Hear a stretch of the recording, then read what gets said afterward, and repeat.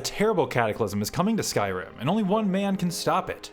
Oh, no, I'm not talking about this Dragonborn dude. I'm talking about this guy over here, Alvor of Riverwood, your friendly neighborhood blacksmith, who you might remember from selling you armor, or for murdering you after your first time attacking the Riverwood chicken. But Alvor is a pretty great guy. He's a hardy Nord craftsman, owns his own business, and has a lovely family, who are all gonna be dead real soon. Because the dragons are returning to Skyrim with Alduin the World Eater at their head. And this time, they're actually competent. Rather than waiting around forever for the Dragonborn to stop them, Alduin and his underlings have just straight up nuked every settlement in Skyrim and wiped out mankind. Well, almost. Because of course, Alvor of Riverwood still survives. With his family gone and his home destroyed, our simple blacksmith escaped to the Helgen Tunnel. As far as he knows, he's the only survivor of the Draconic Apocalypse, and is left with one mission alone: vengeance. He's gonna fight the dragons back and slay Alduin the World Eater, or die trying. But it won't be an easy quest. The clock is ticking. In 40 days' time, Alduin will enact his final judgment and destroy the world altogether. In order to lure him out, we'll first need to slay all of his generals, the powerful dragon tyrants. And these aren't your grandpa's dragons. First, because dragons aren't real, so if your grandpa told you he had dragons, then I'm sorry, he lied and your childhood is ruined. These dragons are powerful, modded monstrosities, with new typings, new breath weapons, and brand new powers that make them way stronger than the dragons we're used to. These bosses and their loyal dragon priests have taken over Skyrim cities, raised their inhabitants as undead, and deployed their minions throughout the province, hunting and killing any survivors they come across. Which of course means us, playing as Alvor of Riverwood. We'll be racing against time to liberate each hold of Skyrim from the tyranny of dragonkind, before Alduin can enact his ultimate judgment. We'll scour the now abandoned ruins of Skyrim, recover civilization's lost treasures, and perfect our skill as a blacksmith to become the ultimate dragon-slaying titan.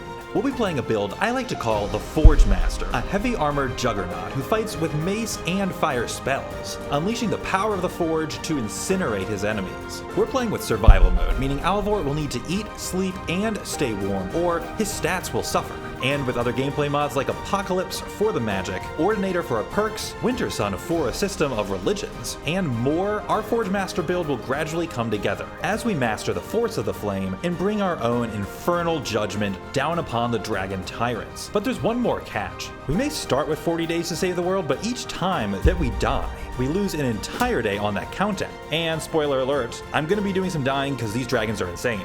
For more information on the mods you see in this video, check the video description. But the clock is ticking and those dragons aren't gonna slay themselves. We have 40 days to save the world and that time begins. We're starting from just inside the Helgen escape tunnel, where we shelter from the apocalypse. Our inventory is entirely empty except for our blacksmith's clothes. We have our survival powers, the flame spell, the healing spell, and not much else. Though since we're playing this Forge Master fire-themed build, the flame spell is going to be pretty key early on. And our heritage as a Nord grants us 50% resistance to frost. So it's time to leave the cave and head out into the world. The world outside is empty and abandoned, and one of the first things we can do is start gathering alchemy ingredients. These flowers that we find in the region are going to be useful to make potions eventually. Ooh, there's a fox. All right, our first hunting quarry. Great, easy, easy. We're going to toast him up. Now I think the most important thing that we want to take from this is hide. Using survival abilities added by the Hunterborn mod, we're able to first clean the fox carcass and then skin the pelt. Animal pelts are useful for crafting, and since we are a blacksmith, I'm expecting to be doing a lot of crafting in this playthrough. And we can also carve off a couple slabs of meat to cook up later. But this process does take time, and now it's already 2 o'clock. Our overarching goal right now is to go to the city of Falkreath, which has been occupied by the minions of the dragons. But if we were to head straight there, we would undoubtedly be slaughtered because we are not equipped for combat. So the first thing we need to do is get stronger, and this will involve a few key pieces. We need armor, we need weapons, and of course we need experience to start leveling up and enhancing our combat abilities. So the first stop we make is at the Guardian Stones outside of Riverwood, where we take the buff of the Warrior Stone. This makes it so our weapon and armor skills will improve more quickly. And just a short walk from the Guardian Stones is Embershard Mine. Oh no, we have a wolf. Can we toast him up? Yeah. All right. I don't want to stay out here right now. I'm just gonna haul the carcass into the mine. Inside the mine, we find a pickaxe and can use it to start harvesting ore. There's also a fire that we can use to cook up the meat and the fat that we gathered from the fox earlier. This is a great start to building our food supply. It should provide us with a few meals worth of food. And then we take the time to clean the wolf carcass and skin the pelt. Though, unfortunately, it comes back ruined, which means that we won't be able to convert it into hardly any usable materials for crafting. And throughout the mine, there are a few veins of iron ore that we can extract from using our pickaxe, though we can't use them for blacksmithing yet until we can turn them into ingots at a smelter. Oh, there's some gold over here. So gold actually is going to be critically important. We can grab 2 iron ingots here on the smithing table. So although we've gathered 17 lumps of iron ore, there unfortunately isn't a smelter here for us to convert them to ingots, so there's not much at the forge we can actually make, which is really unfortunate because I could sure use some armor. Now all this looting has worked up a bit of an appetite, so I go ahead and have a meal of the fox that we just cooked, which restores the portion of our max stamina that we had lost to hunger. And we're also a bit tired, which reduces our max magicka. So I go ahead and grab a quick few hours of sleep here. Unfortunately, sleeping like that in the evening means that we're now awake in the night, when the temperature drops and the air is frigidly cold. If we stay out in the cold too long, it'll cause our max health to drop, so I'm gonna wanna be careful, and probably find another shelter within the next couple hours. But since we are playing as Alvor after all, there's one spot we absolutely have to go to. Riverwood is an absolute shambles. The dragons have burned down the buildings, leaving only ruins, including of our own home, where not even a remnant of our forge or smelter remain.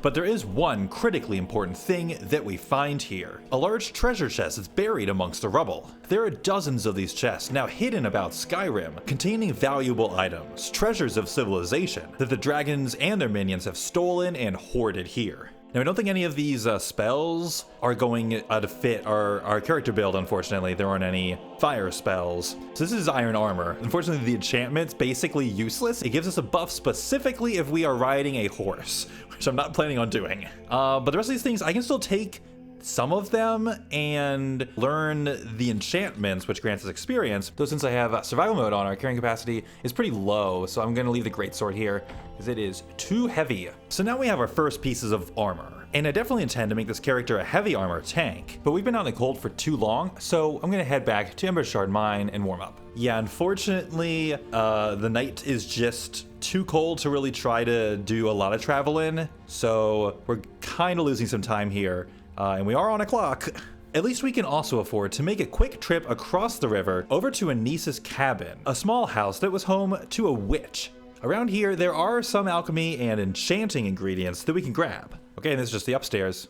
Oh, the cellar's locked. I don't have any lockpicks. I thought it was just open. I guess we leave then. I need to find lockpicks. Now, playing a heavy armor character can be tricky because heavy armor is exactly as advertised. It's heavy. And from the chest that we found in Riverwood, we're hauling around a couple heavy enchanted items right now. So I want to find an enchanting table so I can take the enchantment off the item and lighten up our inventory. And for this, I know exactly where to head. The nearby ruin of Illinalta's Deep. Formerly home to a crew of necromancers and their skeletal friends, this flooded fortress has a bunch of useful resources and a few enemies still hanging around. We could try the Blessed Iron Sword. It could make him flee. No, he's too powerful. Okay. Oh, his face is like, he's missing a part of his jaw. Come on. Okay, I think we're fine, but wow, yeah, he took quite a beating there, though. I need to heal up again. But the risk we took in combat was worth it because Illinalta's Deep has both an alchemy table and an enchanting table. So we can plunder the necromancer's stores for their alchemy ingredients and then hit the enchanter. Okay, some of this equipment is just too heavy and I don't need it. I think we just take the enchantment off of everything except the armor I have equipped, I think. So this gives us a good amount of experience. And there's also a bedroom here, so we can sleep for a couple hours, bringing us almost to noon of day 2, and use all that experience we've gained to level up. Now for this character, I'm expecting all 3 of our stats to be important. Let's go and put this first one into health though. Okay, yeah, and I have 2 level ups. Let's do stamina, because that increases our carrying capacity. And let's go and take the first perk to make our flames stronger and cheaper to cast. And perk number 2 is going in to our one-handed skill. Oh, he has a mace. Sweet. So mace is our one-handed item of choice because we are a blacksmith, and a mace is the closest thing we have to a blacksmith's hammer. Now, I think there is a mine to the west of here, which may have a smelter. If you're like me, you love to get a good deal. And the sponsor of today's video, Temu, can help you find it. Temu is your home for online bargain shopping, where you'll find all your technology needs while crushing the high prices those bloated retail stores would charge you. And right now, they're running a special offer for everyone who's watching this video. When you start shopping with the Temu app today, just type product code FOBLUE100 into the search bar, and it'll take you to a collection of technology and home products where you can claim your bonus gifts for $0. Yep, that's right, this gaming keyboard is $0. This GameSir X5 mobile gaming controller is $0. And so is this RGB mouse. But if you're already all set with your gaming accessories, then maybe you'd rather claim this cozy looking lounge chair. Good thing it's also $0. But to get these deals, you have to use my code FOBLUE100 in the search bar of the app to claim these items for yourself. Once again, that search bar code you need is FOBLUE100. So don't just leave your discounts on the table. Do yourself and your wallet a favor and start shopping with Temu today. Thanks to Temu for supporting the channel by sponsoring today's video. Nirnroot, we can use that for alchemy. Oh, that's a lot of Draugr. Are those the Whiterun Draugr? Those might be like from Markarth actually, because we're kind of on the border. Maybe we should not be going that way. Maybe we can climb over the mountain to get to the mine. Oh, here's Norvain. All right, let's collect some more ore. Hunter's Rest. This is a cozy little cabin. Oh, the venison could be useful. We can cook that up. And we'll take the gold and healing potion. Cool. Oh, those are enemies. These more Draugr. Yes, they are. Okay. Can we take them? Let's use our flames spell. All right, I think we can handle this one. Tried so hard to avoid that one. Oh, we can try to brown rot. That's not good. We can't cure illnesses easily. We can't at a shrine. Oh no, that's a dragon. Okay, I guess the mine. We're so close now. It's showing up on the compass, but I'm not prepared to tangle with the dragon. So I guess that's the Markarth dragon then that's over there. That's really unfortunate. So it seems like venturing to the west is out of the question at the moment. Draugr I can handle, dragons I cannot. And we have earned a level up. After looting from a wagon that appears to have been incinerated by dragon breath, we arrive at Cracked Tusk Keep, which is a great location. It's a pretty well defended fortress and is now abandoned. It comes with a forge and a tanning rack, though still no smelter. Oh, iron helmet. Oh, and the mace is actually an improvement. Though, since there isn't a smelter here, we still aren't able to make a complete set of iron armor. Inside the keep, there are some spare materials we can take, and a chest containing 56 gold that we can loot. Nice, and there's wheat over here that we can use for healing potions. From there, we head to our first proper dungeon of the run, Haldir's Cairn, located just southwest of Falkreath. Besides being home to a creepy eldritch murder pillar, Haldir's Cairn is also home to the corpses of a few bandits, including one who has a lockpick and a steel mace, which is the best quality of mace that we've come across so far. Now, Haldir's Cairn also has a bunch of undead who are roaming about, and at the end of the dungeon is the boss Haldir. I'm not sure if I want to risk trying to kill him. If we die, we lose a day on our countdown after all, but we can still get quite a bit of experience by working our way through the rest of the crypt and killing the undead who reside here. So the boss chamber is up ahead, where we would have to face Haldir. Okay, you know I have potions. There's a chest in there with quite a bit of treasure. Let's give it one try. Battle Cry could be an option too. It doesn't seem to have a level cap on it. Usually it says if it's only enchantments. All right, here we go. Bring it on, Haldir. Let's get the flames. Oh, this is doing quite a good amount of damage to him. Yeah, but this is the hard part. I know he splits into 3 here. Ow. That was a burst. Come on, we just gotta take these out real quick. I'm gonna use all the potions I need to heal up. This illusion does do a bunch of damage, but I think there's... another one right on me. Okay. No, let's just get out of heal. I was just about to click heal. Oh, I kind of want to give this another try. I'm surprised how close that was. Okay, come on. We're gonna try to burst through this first phase super fast. All right, phase 2 where he splits. Wow, that was a lot of damage. What even happened? All right, let's use Battle Cry. No, he's not fleeing. Okay, I don't think that worked. Potions. He's doing a lot of damage. Okay, that's one illusion. Okay, where'd the other ones go? Wait, was that all? No, they're over here now. Okay. No, I'm out of healing potions. Ah, okay. I can't even heal because I'm out of magicka too, almost. Well, it was worth a try. Using one of the bedrolls the bandits have left in the entrance of the crypt, we can sleep, and we've now earned 2 level ups. The first of the perk points we put into making our restoration spells cheaper so we can heal easier, and perk number 2 goes to increasing our one-handed attack damage. But next we need to go to an incredibly important location, Hamar's Shame. Because all the merchants in the world are gone, we can't just pay a quick visit to your local court mage in order to buy new spells. Instead, we'll have to take a darker path and make a deal with a Daedra. Along the way, we've passed through the ruins of Helgen. Oh, here's the tray the executed soldier's head falls into. And the tower! It's still intact. No Alduin attack. So normally the top I don't think even exists. Oh, there's another chest up here. So we have more enchanted thingies in here. Oh, I like to be able to learn these enchantments. But my carry weight is already so close to max. There was this shock necklace. Okay, that's handy. One item that we did just pick up from here, though, is the steel helmet of minor destruction, which makes our fire spells cheaper. So it's kind of perfect. Then it's back on the road through the night to Haldir's Cairn, but we encounter a large Draugr patrol party on the way. I think we might be able to take all these guys, honestly. Let's see here. Okay, Flames is really good at this. Okay, we have some steel equipment. Pretty good quality for as early in the game as we are. Take that. Okay, we don't have to kill all of them, but I do kind of have to follow the road here. They're jumping down from the cliffs. That one just... Where are they coming from?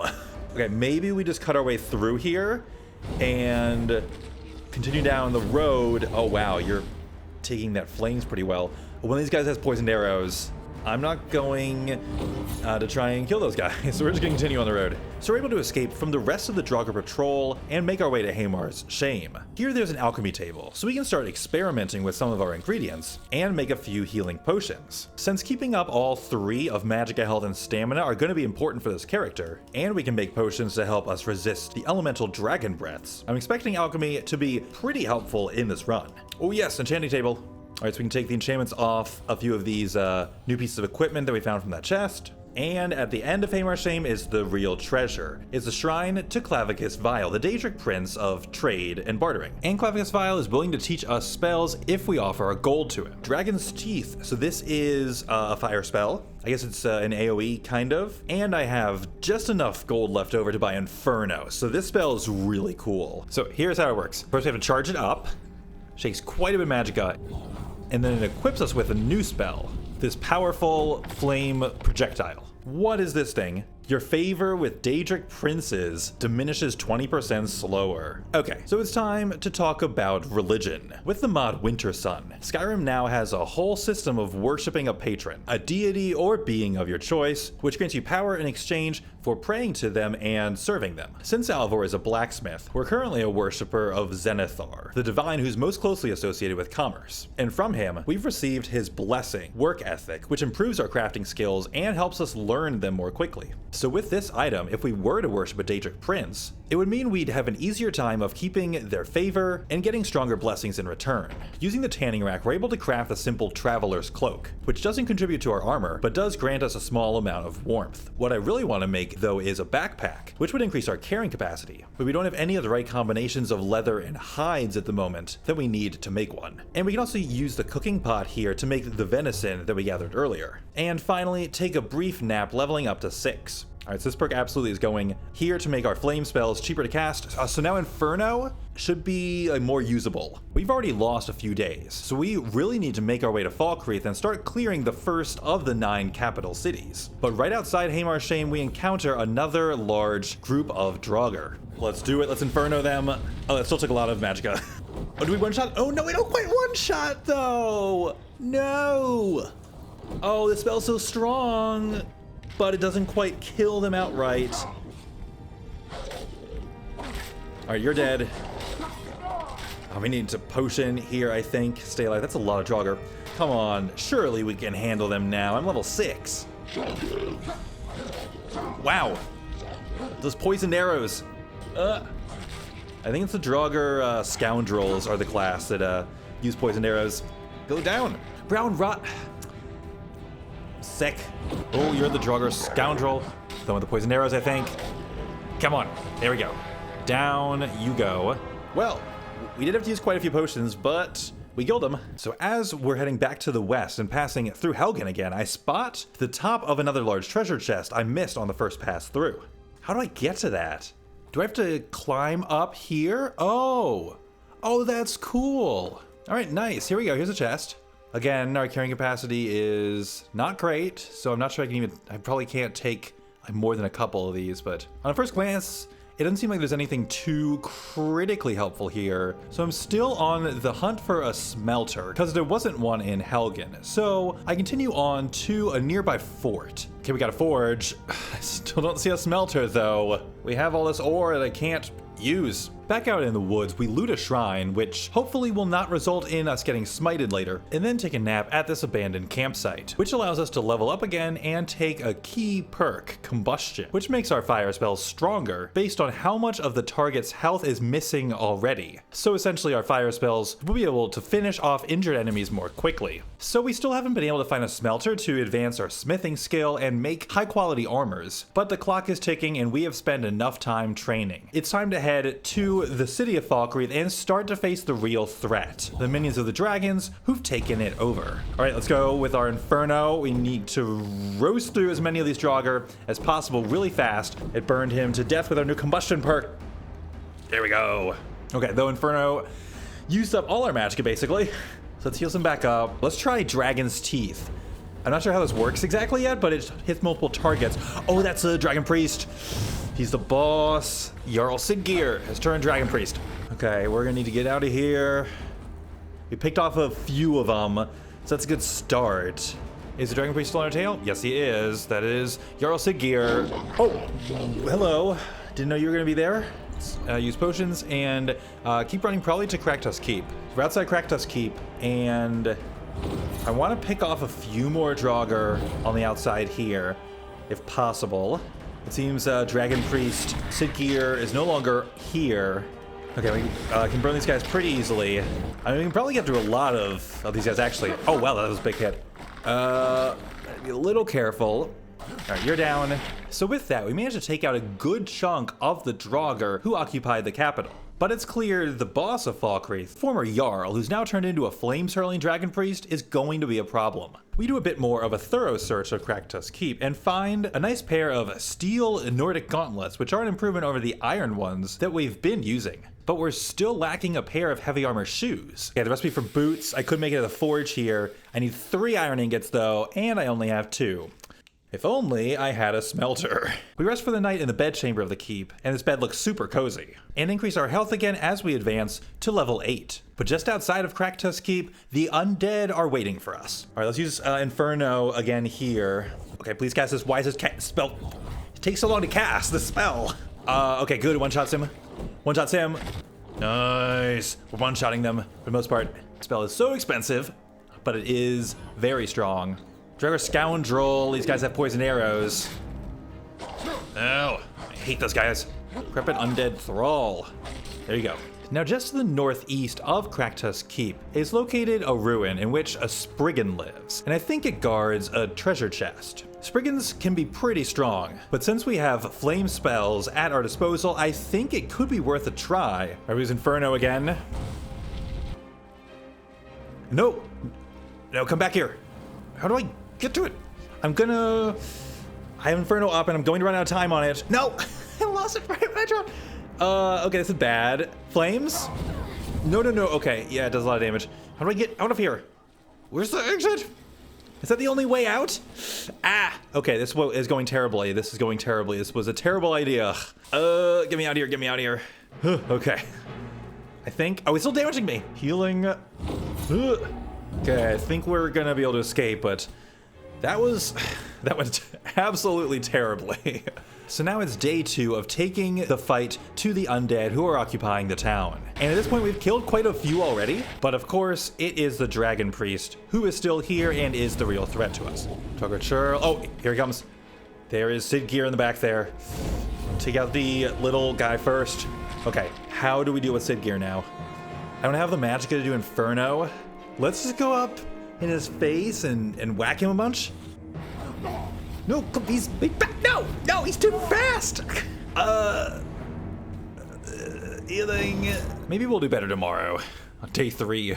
Now as evening is coming on, we switch gears and do a little more hunting, because I'm still trying to gather the pelts I need in order to craft a backpack. Having a backpack would significantly improve our carrying capacity, and since I'm playing a character who's gonna need to haul around smithing supplies plus armor, managing our carry weight is especially important in this run.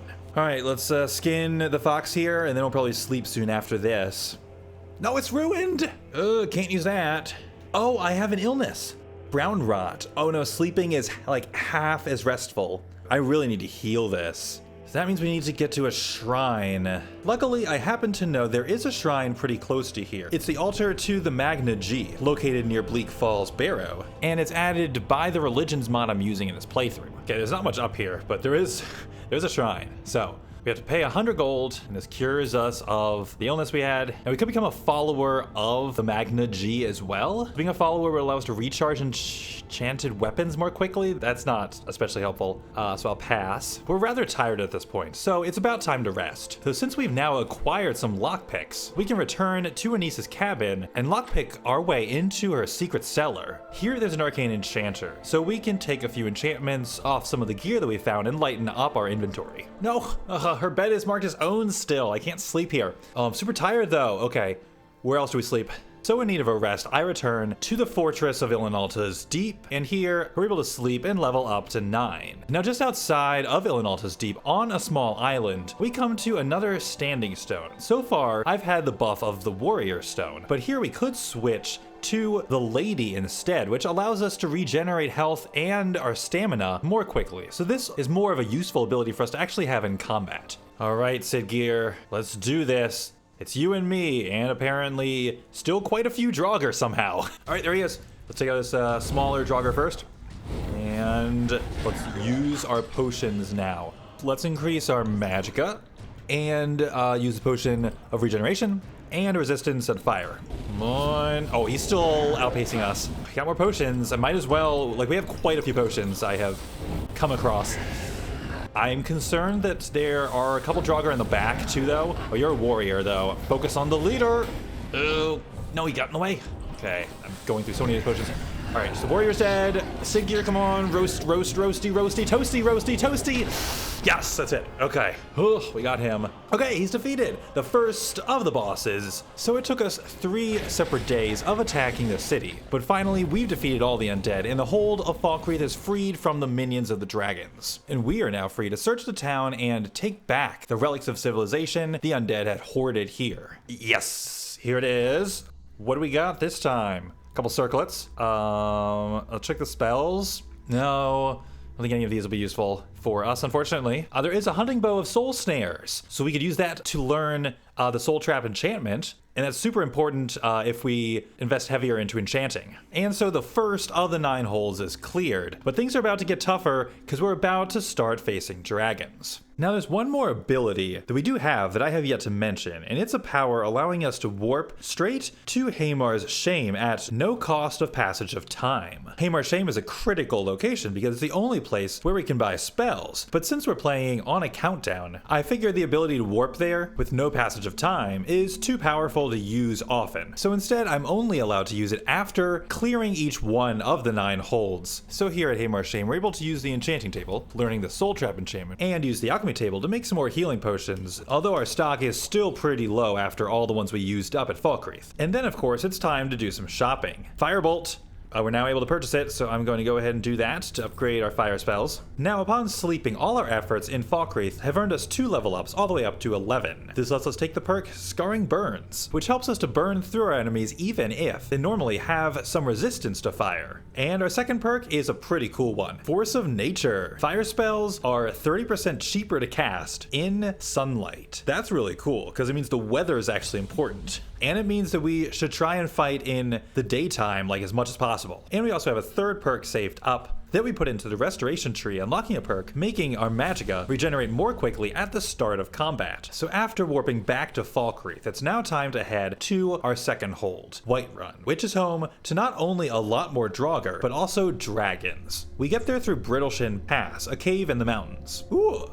A Welkin Stone completely restores our magicka. That is fantastic. Now, Whiterun is going to be a treacherous place. Our goal, of course, is to head to the city and liberate it from the dragons and their minions. But we aren't nearly strong enough to go there at the moment. We need to figure out how we're going to kill dragons, because there are at least 2 here in Whiterun Hold. One protecting the city, and another who patrols the skies. And if he locates us, he's able to call the Draugr to our position, meaning that we quickly can find ourselves surrounded. So while keeping a close eye on the skies, we now head across the plains of Whiterun. I mainly am looking to find a few of the forts and bases around the plains where we can kill some weaker enemies, loot some useful materials, and hopefully do some actual blacksmithing at last. Oh, that's the dragon.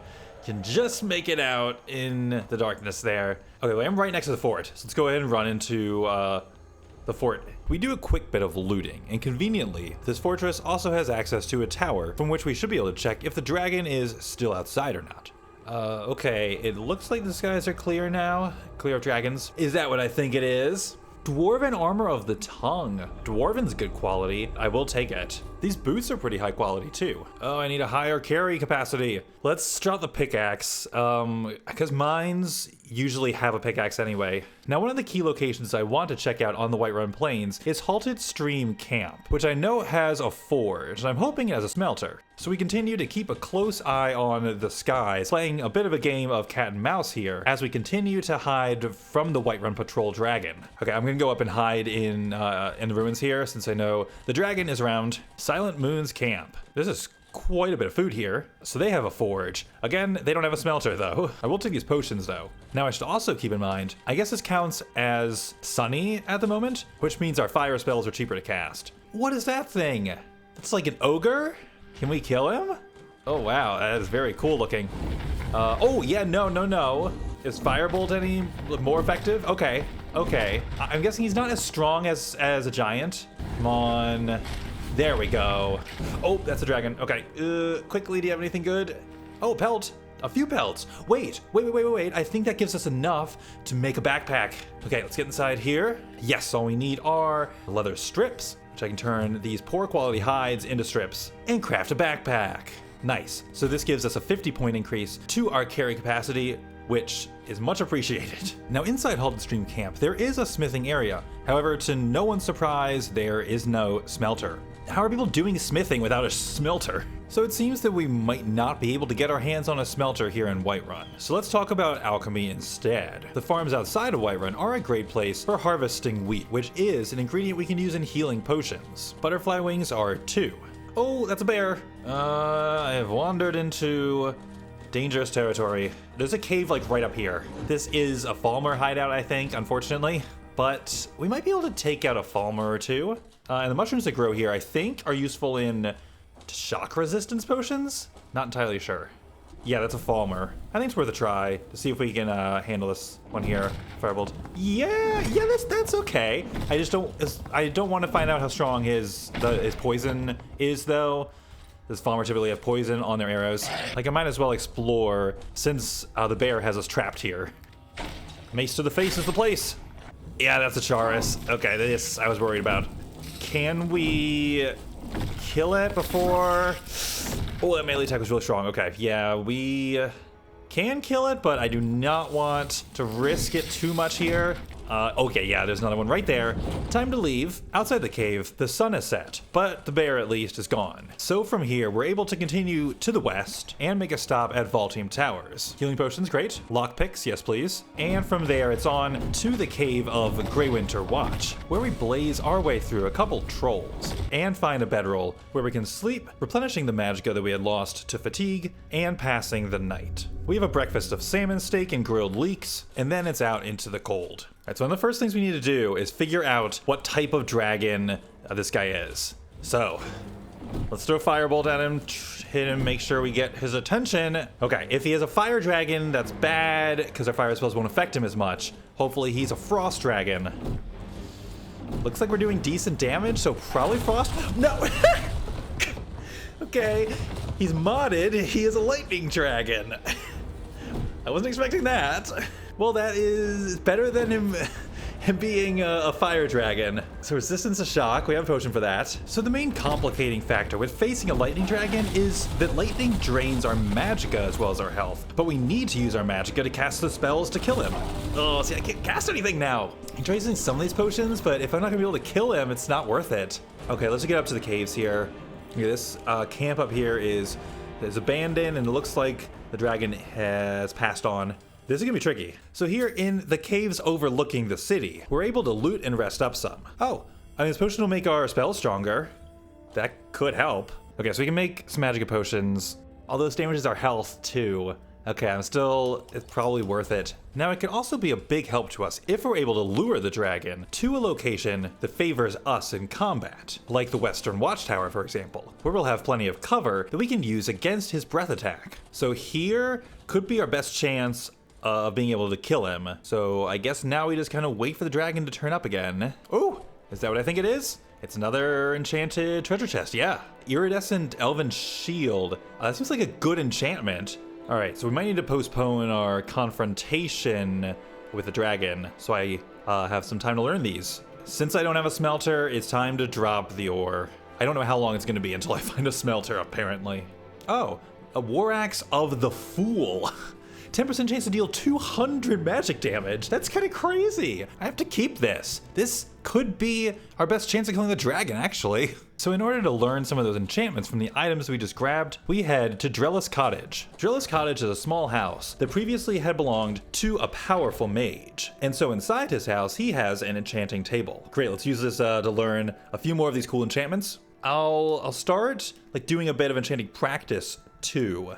I don't have a ton of soul gems though. Now it's evening, and our plan for tomorrow is re-challenging the lightning dragon at the Western Watchtower. So on the way to the tower, we're able to crash for the night at Whiterun's retreat, sleeping and leveling up to 14. But when I wake up, I realize I'm sick. This cuts our stamina regeneration in half, and food is half as effective. Oh, I better cure this one too. Now I think there is a shrine of some kind over here. Ooh. I think this is it. All right, now is this a Zenithar shrine? No, it's a Stendarr shrine. All right, let's go ahead and loot this for a bit, and we'll cure our illness here for 100 gold. So we could switch here and become a follower of Stendarr. So he reduces the damage that we take from the undead.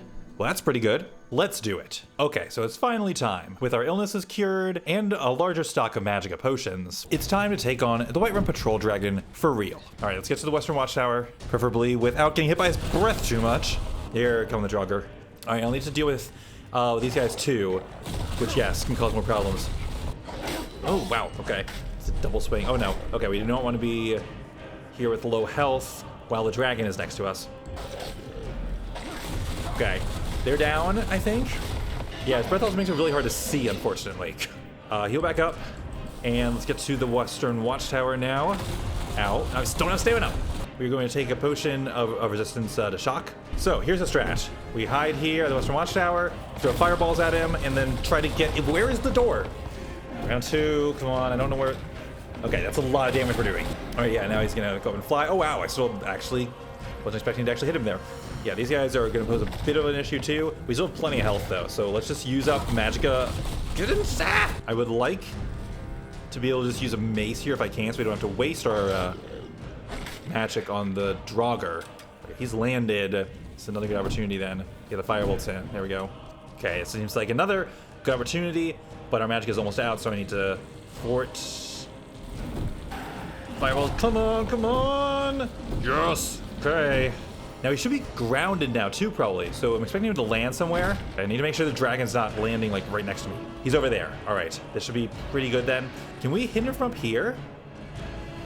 Oh, well, he can hit me, so I guess, yeah, I can hit him. I got a magic again. All right, I think we're in pretty good shape here, actually. So let's have a bit of fun. Let's use the War Axe of the Fool. You fool! Oh, he resisted it! Well, that's lame. I mean, it's still enough to kill him, but that's lame. The enchantment's useless on him.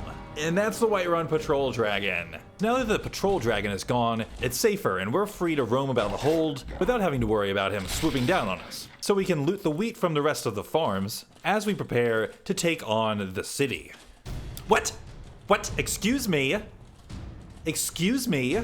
What is that thing? Why is there another dragon? It's not the patrol dragon, because he's not on a route, and we killed the patrol dragon. Okay, well, we killed one dragon. We can kill another one.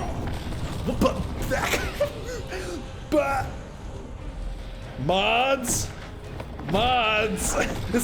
He's a fire dragon, and he has meteors. Okay, I was not prepared for this. I may have gone a bit overboard with some of the mods I'm using right now. No! I really don't want to kill a second dragon. Maybe we get out of here. I'm out of stamina, I'm so slow. Nope, the meteors! Gonna get up here to shelter in the caves. Let me up! Okay, I can't climb that cliff apparently, so let's go along the river instead. Out of the way, crab! Felglow Keep is over here someplace, so that could work as a shelter. No. Ah! Dragon is too strong, and it is a fire dragon, which means our spells aren't as effective, which makes it harder. So, the silver lining here, since this dragon is not a patrol dragon, I think it's just like a randomly spawned creature. So if we go inside and shelter for a while and survive, oh, it's so slow. Hopefully it will despawn and then we won't have to worry about it. I'm not sure that's how it works, but hopefully there's a chance. So just to clarify slightly on what just happened, usually in post-apocalyptic Skyrim, there's a set number of dragons who you fight, and they're in specific locations. But I completely forgot I'm using a mod that re-enables the random dragon spawns too. So we're gonna have them to contend with. But Felglow Keep is still a pretty helpful location. There's an alchemy table, so we can turn the wheat that we just gathered from the farms into a bunch of healing potions. Then we say a prayer to Stendar on the toilet, and are a bit tired, so we take a quick nap, leveling up to 15, and putting 10 points into our stamina, which will help us with running away from dragons. Let's go ahead and increase our heavy armor protection. Now, unfortunately, our time here at Felglow Keep has brought us through to evening. We really need to hurry up and get to Whiterun, because we spent about a quarter of our days, and we've only cleared one hold. But at nighttime, our Force of Nature perk, which makes our fire spells cheaper in the sunlight, isn't active. I really need for the sun to be out to take on the dragon at Whiterun. So how can we use this time effectively? I could go all the way back to Hamar's Shame. I guess that would give us a chance to buy new spells, which might just give us the upper hand. I do have quite a bit of gold. All right, let's go ahead and do it. Oh, no, dragon. No, it's the one with the meteors. So he's still out there. Oh no, okay, Okay, let's just go hide in the cave. Wow, that thing's strong! I think he's passed, or, okay, I still hear him. All right, let's just hurry then. Surely he won't come back for a third time, right? But we do succeed in making it safely back to Hamar's Shame. All right, Clavicus Vial, what you got for me? Bolide, Fireball, and Flame Cloak are both here. Okay, I think I need something for dragons. Bolide seems like it could be the best option for that. So it is it's similar to Firebolt essentially, except the farther away the target is, the stronger the spell is. So it could be especially good for like sniping a dragon. So now we have to make the return trip back up north to Whiterun. We do find a nice treasure chest outside North Skybound Watch. Oh, Corundum Ingot. All right, that's actually super important. I think at a forge, I should be able to combine it with like some hides and stuff to craft a backpack with an even larger carrying capacity. Now, after we pass through the town of Riverwood, we still have a few hours to kill. So I head on up to Bleak Falls to do some more training. Inferno! Ooh, actually have a fire spell here.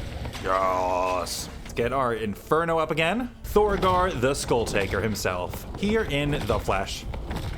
Or, well, you know what I mean. So after completing the crypt, we need a few hours sleep, which we're able to grab here in the entrance chamber. And that brings us through to 12:30. So we should now have a few solid hours at least of sunlight, making our fire spells cheaper while we challenge Whiterun properly, taking out the undead as well as the dragon who rules over the hold. All right, so these guys shouldn't be too much trouble. The challengers we really need to keep an eye out for are the Dragon Priest and, of course, Dragon. Now, I'm not seeing the dragon yet. You can figure out what type of dragon he is after he appears. But on the outskirts, there should be some Draugr. All right, let's start to work our way through these guys. Lonvahair, the Bane of Whiterun. Oh, where did that even come from? Okay, he's Frost. I don't know where he is. Let's take you out. Ooh, nice snipe. Okay, break out the potions. potion of destruction, absolutely. Get our magicka all the way up to full. Bull-eyes, let's go. I can tank his frost breath, though it doesn't make us cold. That should be okay. Let's go ahead and take a resist cold, though. That just still took out a good chunk of health. Firebolt should be enough to cut it. He's pretty close to us. Okay, come on. Blitz, blitz. Yes, okay. Oh, right, and as his health drops, our fire spells get stronger. There we go. Blown by Hair is defeated. That was pretty easy, actually. Now let's work our way through the rest of the Draugr here, because we still have a dragon priest. No, that's the other dragon, isn't it? The meteor guy. Oh, here is the Jarl Balgruf. Okay, do we have to fight the fire dragon and him at the same time? Balgruf shouldn't be too bad. We can just burninate our way through him, I think. There we go. I want to pick off the Draugr. Oh, our magic is so low now. Okay, I can mostly hide under here, I think. But, I mean, it blocks his meteors. Oh, come on, cast faster. Inferno. Okay, Inferno's active. We need to hit him like 3 times at least. No, come back.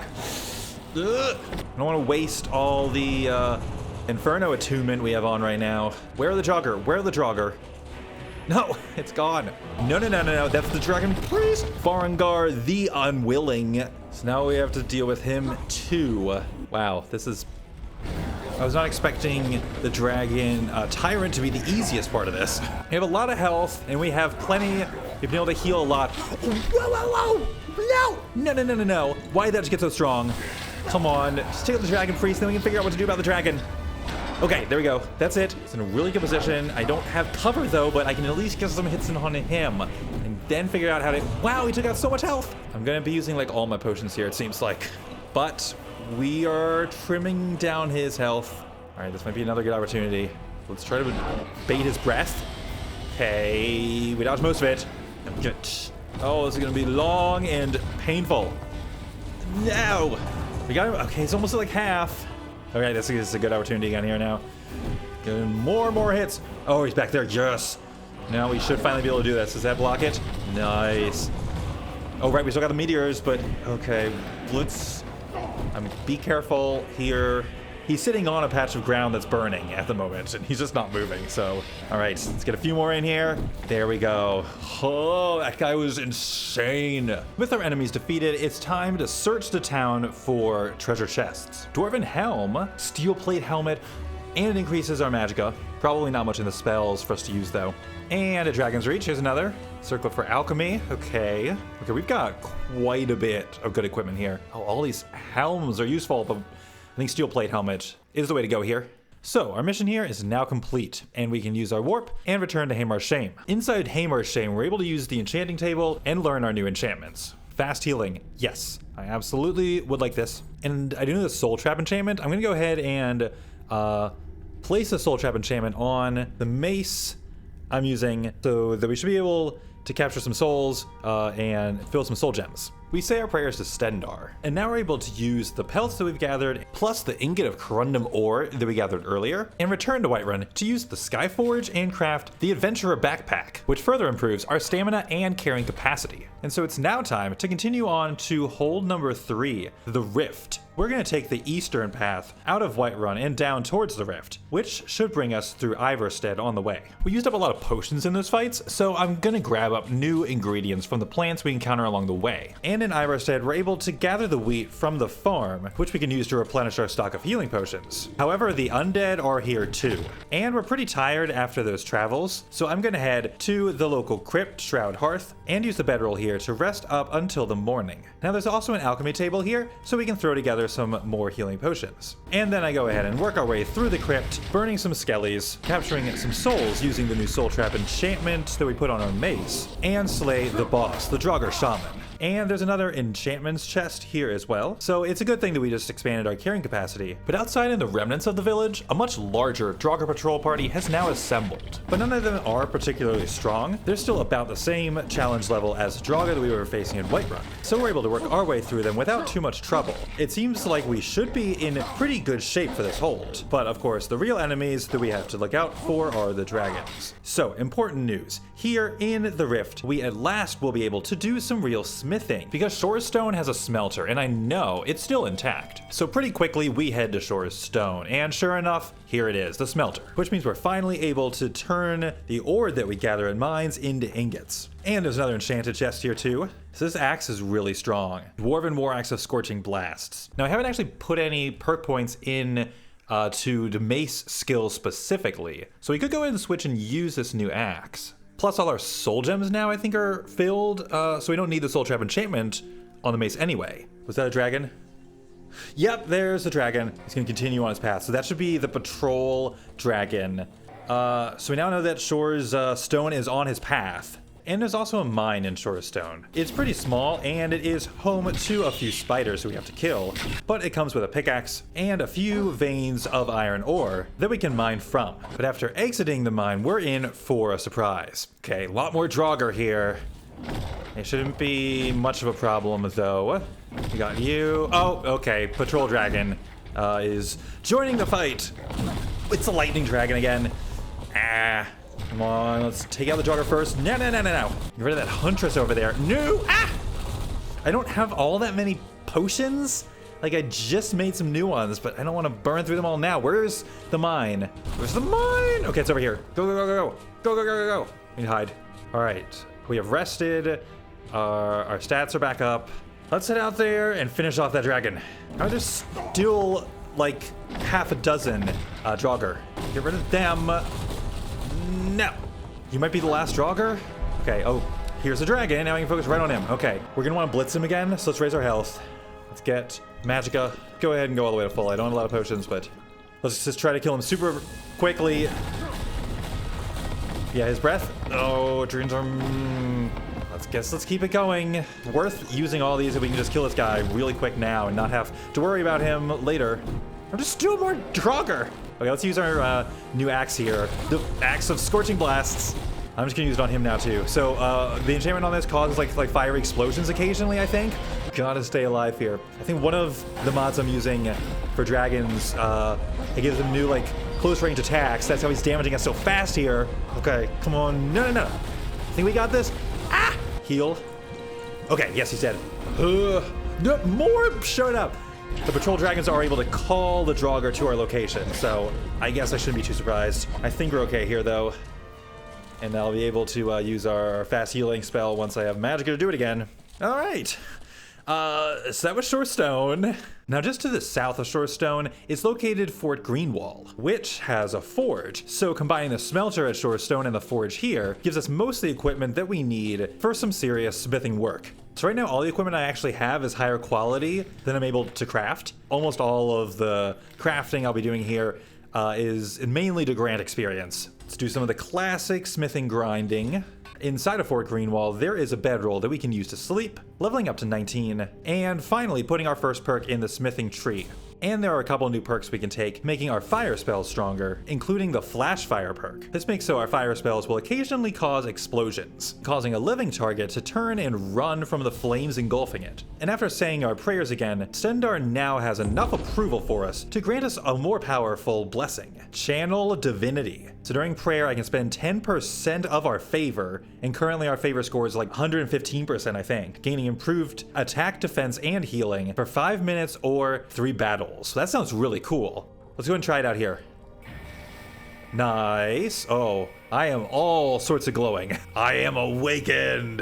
So while this is active, the city of Riften's pretty close, so maybe we should just head over there and take out some of the Draugr around town. I'd also like to figure out who our boss is, what kind of dragon.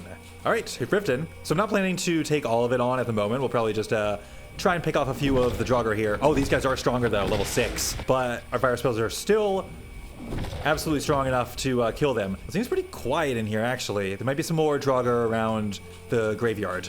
Here we got you back here. Decrepit Undead Thrall, pretty weak. And a fighter, you're stronger. So far these guys are not posing much of a challenge, though.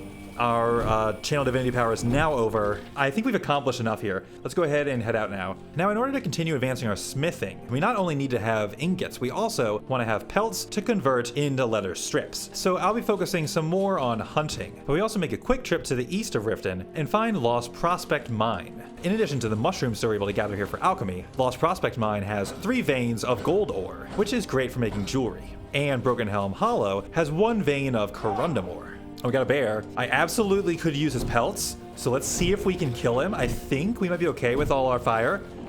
Oh, and that was the explosion, yes.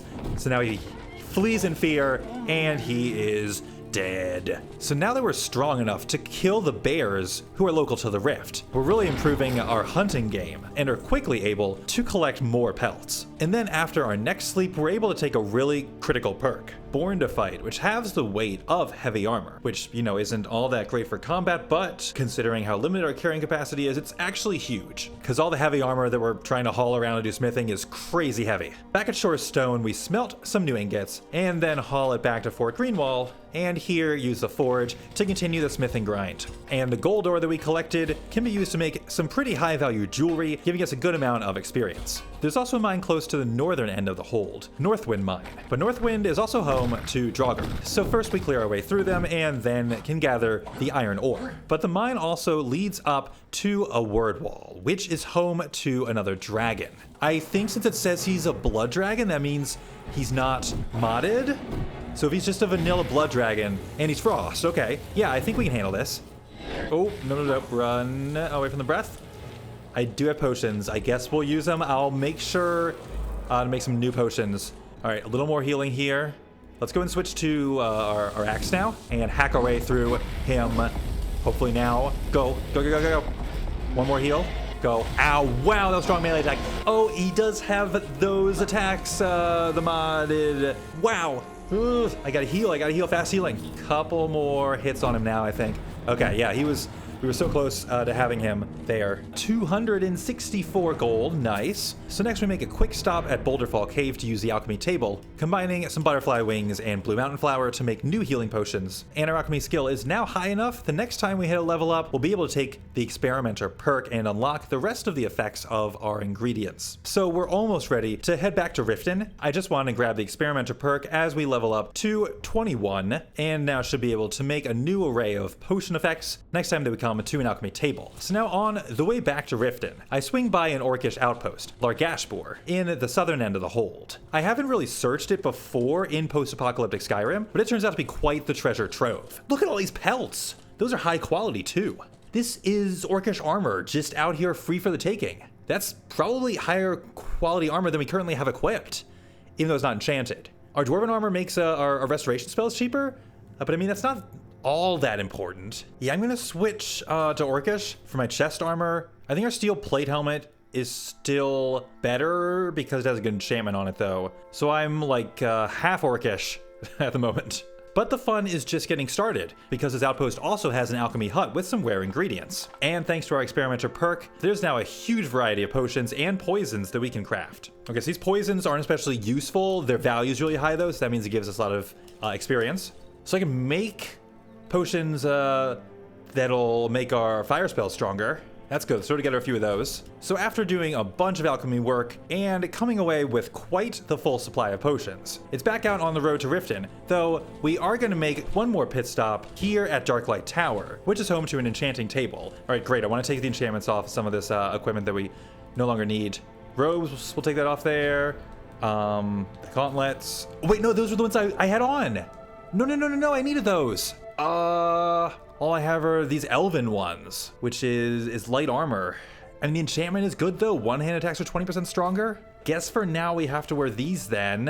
And after using quite a few of the soul gems that we filled from our soul trap enchantment earlier, our enchanting skill is climbing up into the 60s. Now we're decently tired, which reduces the amount of magicka that we have available to us. So we're kind of in a tight spot. At this point we might as well go ahead and sleep, even though it means pushing our assault on Riften back into the nighttime, which means our Force of Nature perk will not be active, and we'll have to pay full price for our fire spells. Oh.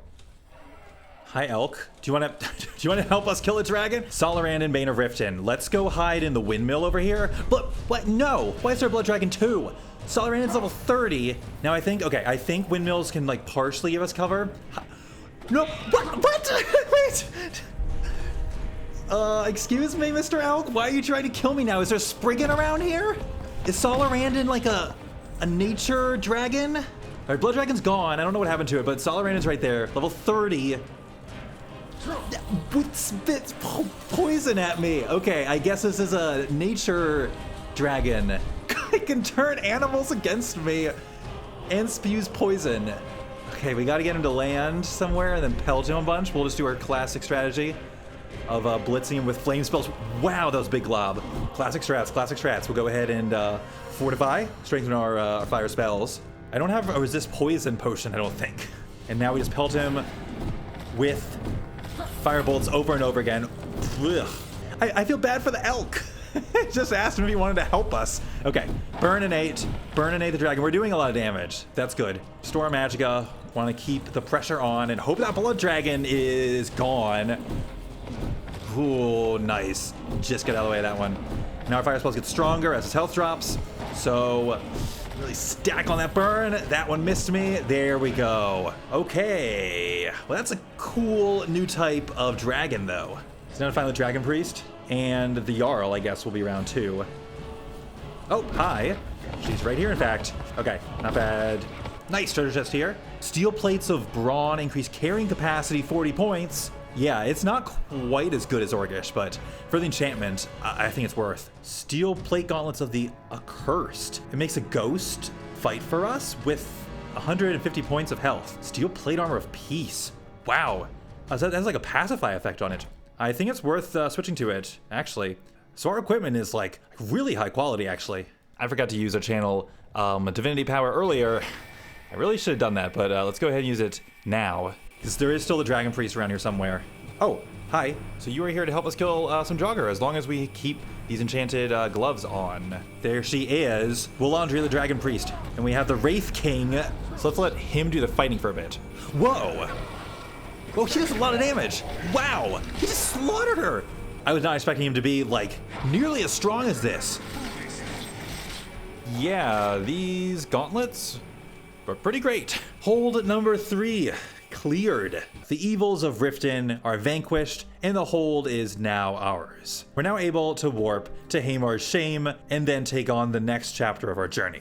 Back at Hamar's Shame, I'm gonna buy the spell Incendiary Flow. So this sounds cool. It could be an AoE of sorts. So on our quest, our next hold to clear is the Reach, and its capital, Markarth. So instead of warping to Riften again, we're just gonna head out to the west through Falkreath and make our first stop at Thunderstone Gorge as we're crossing over into the Reach. This cave is home to some Draugr, who are stronger than the ones that we have previously faced, and is home to some alchemy ingredients and an alchemy table. So now we're able to raise our alchemy skill up into the 50s. Oh, so we got a Draugr patrol here. We could try out Incendiary Flow. Let's see how this is gonna work. Nice. Oh, it lays down a stream. Try and pick off the rest of these guys around here. Great. Clean that one up pretty well.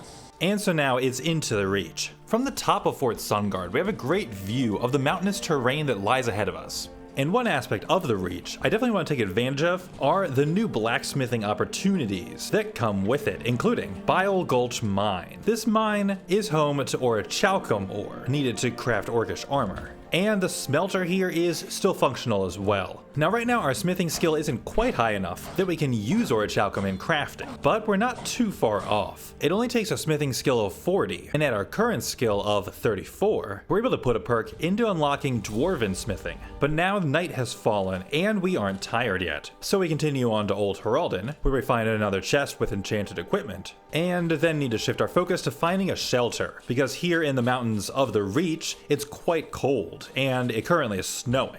There's a light over there. Is that... There should be a mine around here, so at least that should be a place to warm up. I ideally like a place to sleep. I'm not tired, though. Soljan Sinkhole. It is a mine. I think it has Draugr, though, too. Okay, so it is warmer here. Yep, there's a Draugr, though. So that's pretty good, actually. Because right now, on the outside, it's, like, too cold to do a ton. Oh, this boss is tough. Oh, wow. Okay. Oh, that's Ice Storm. Come on, Incendiary Flow. I don't think I hit her. Okay. There we go. She's now in the Incendiary Flow. So that gradually is burning her. That's okay. That really is doing a lot of damage. There we go. Incendiary Flow is strong. So after finishing at Solitude's Sinkhole, it still is night out. So not wanting to get caught out in the cold again, we quickly continue on to a nearby cave, Gloomreach. And not too surprisingly, it is home to Falmer. All right, let's burninate these Charases. I'm not too afraid of Charas at this point. We're pretty strong. Ow. Okay, well, he still hit me for a lot, and I'm poisoned. Now, Charas don't really have great loot, I don't think we can really use. Take him. Have the Wraith King slay him. Lots of Charas eggs, though, for alchemy. Now, as we clear the cavern and make our way out to the Reach again, morning is upon us. And after killing a pair of ogres, we make our way to Dushnik Yal, a nearby orc stronghold. We have a lot of hides and pelts at the moment to convert to leather. And so now that we have that, we have a few iron ingots, so we can just raise our smithing a bit more. Let me throw together these bracers. Once we get to 40, I can unlock Orcish smithing. We're getting tired now, but it's like the middle of the day, so I'm gonna try to push and stay up. And just uphill from the Orc stronghold is the Dwarven site of Arkanthams. Dwarven ruins are incredibly important for a blacksmithing playthrough, because Dwarven scrap can be turned into Dwarven ingots at a smelter, and it tends to produce quite a lot of ingots. So after just a single trip into Arkanthams, we already have the Dwarven materials to produce 13 ingots at the smelter, and we already have the perk allowing us to do Dwarven smithing work. However, Dwarven equipment requires a small amount of iron also, which I currently am out of. Oh great, here's a vein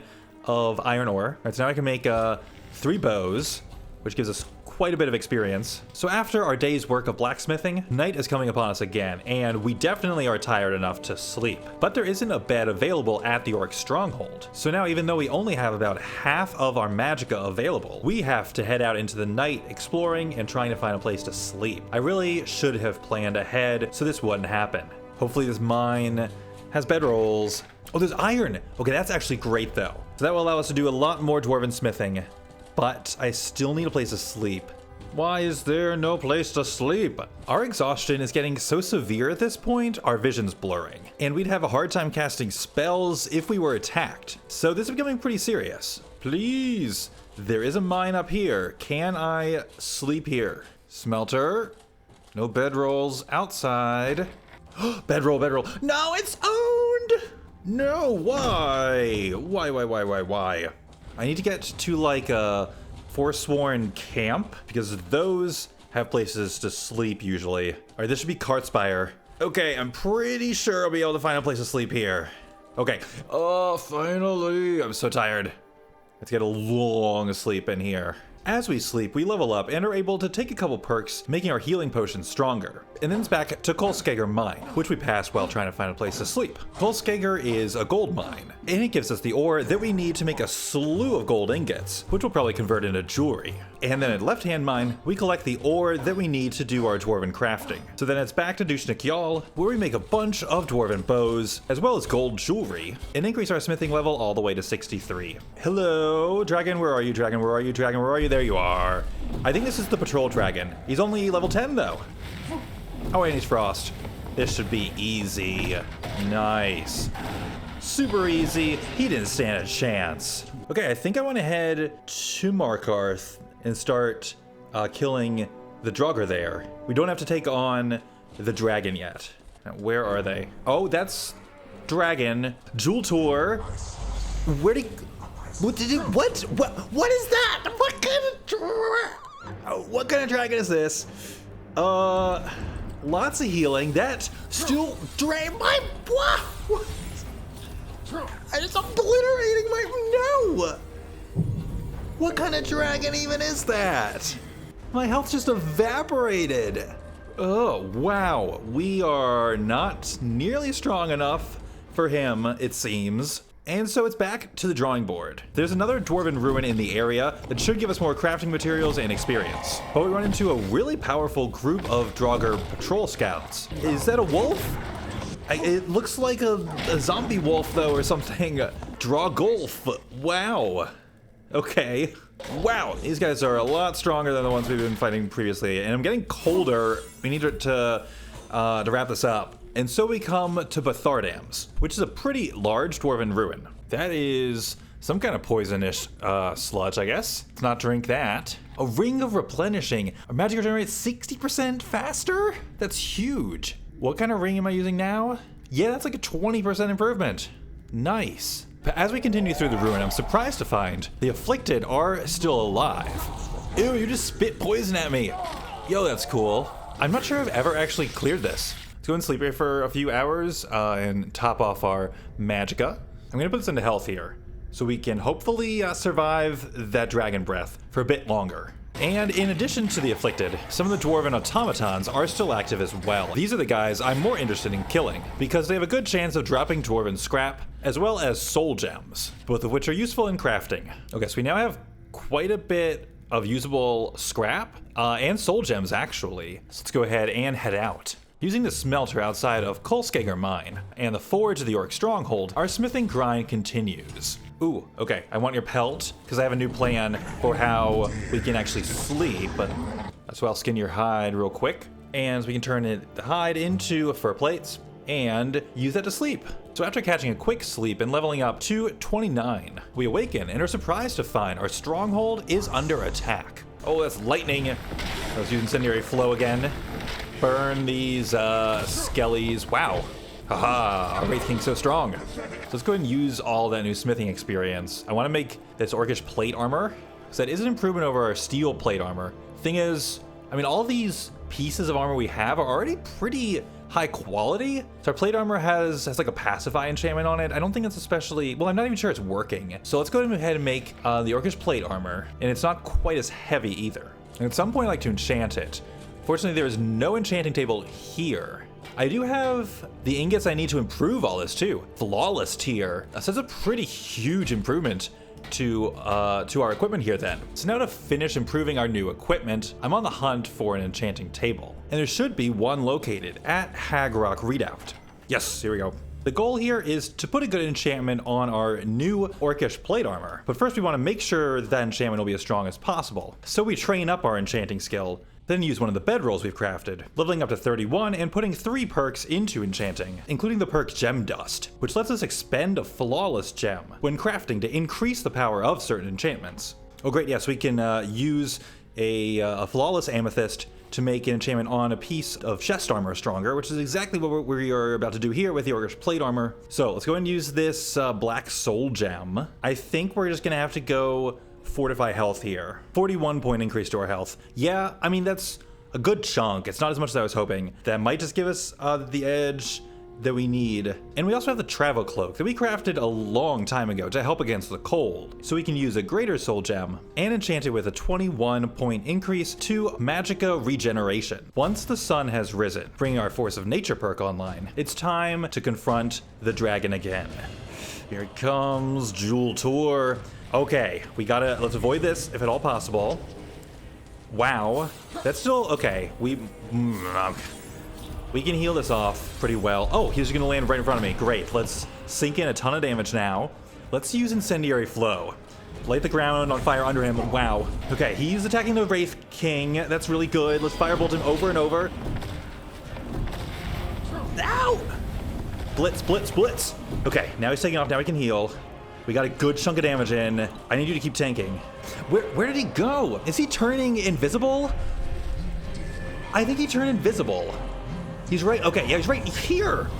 Ah, is he on the incendiary flow? I don't think so. Wow, how did that even hit me? Let's get a little more distance. I need him to attack the Wraith King and not me. That ran, wow, nope. Nope, nope, nope, nope, nope. I hate that breath. What even is that breath? It's so strong. Wait. Oh, he's right there. Yeah, okay. He definitely turned invisible. No, that's the Dragon Priest. Not good. Oh, wow. We do not need him on us too.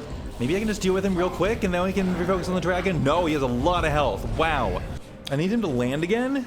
And I need for Calcelmo to quit tailing me. Where is he? Okay. He's right there in that cloud of dust. Yes, definitely turns invisible. Let's hop our magicka off again here too. Let's just blitz him. Straight up blitz him. Oh wow, there's a lag. No, what? He hit me from all the way over there?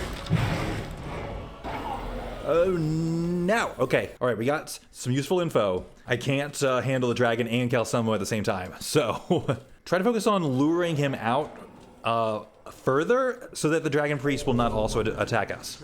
Now he's gonna be invisible. Yes, that was him again. Is he on top of me? Yes, he's like right there. Okay, here we go. I know you're there. You can't fool me. He does seem to be causing the game to lag some. All right, yes, please focus on the Wraith King.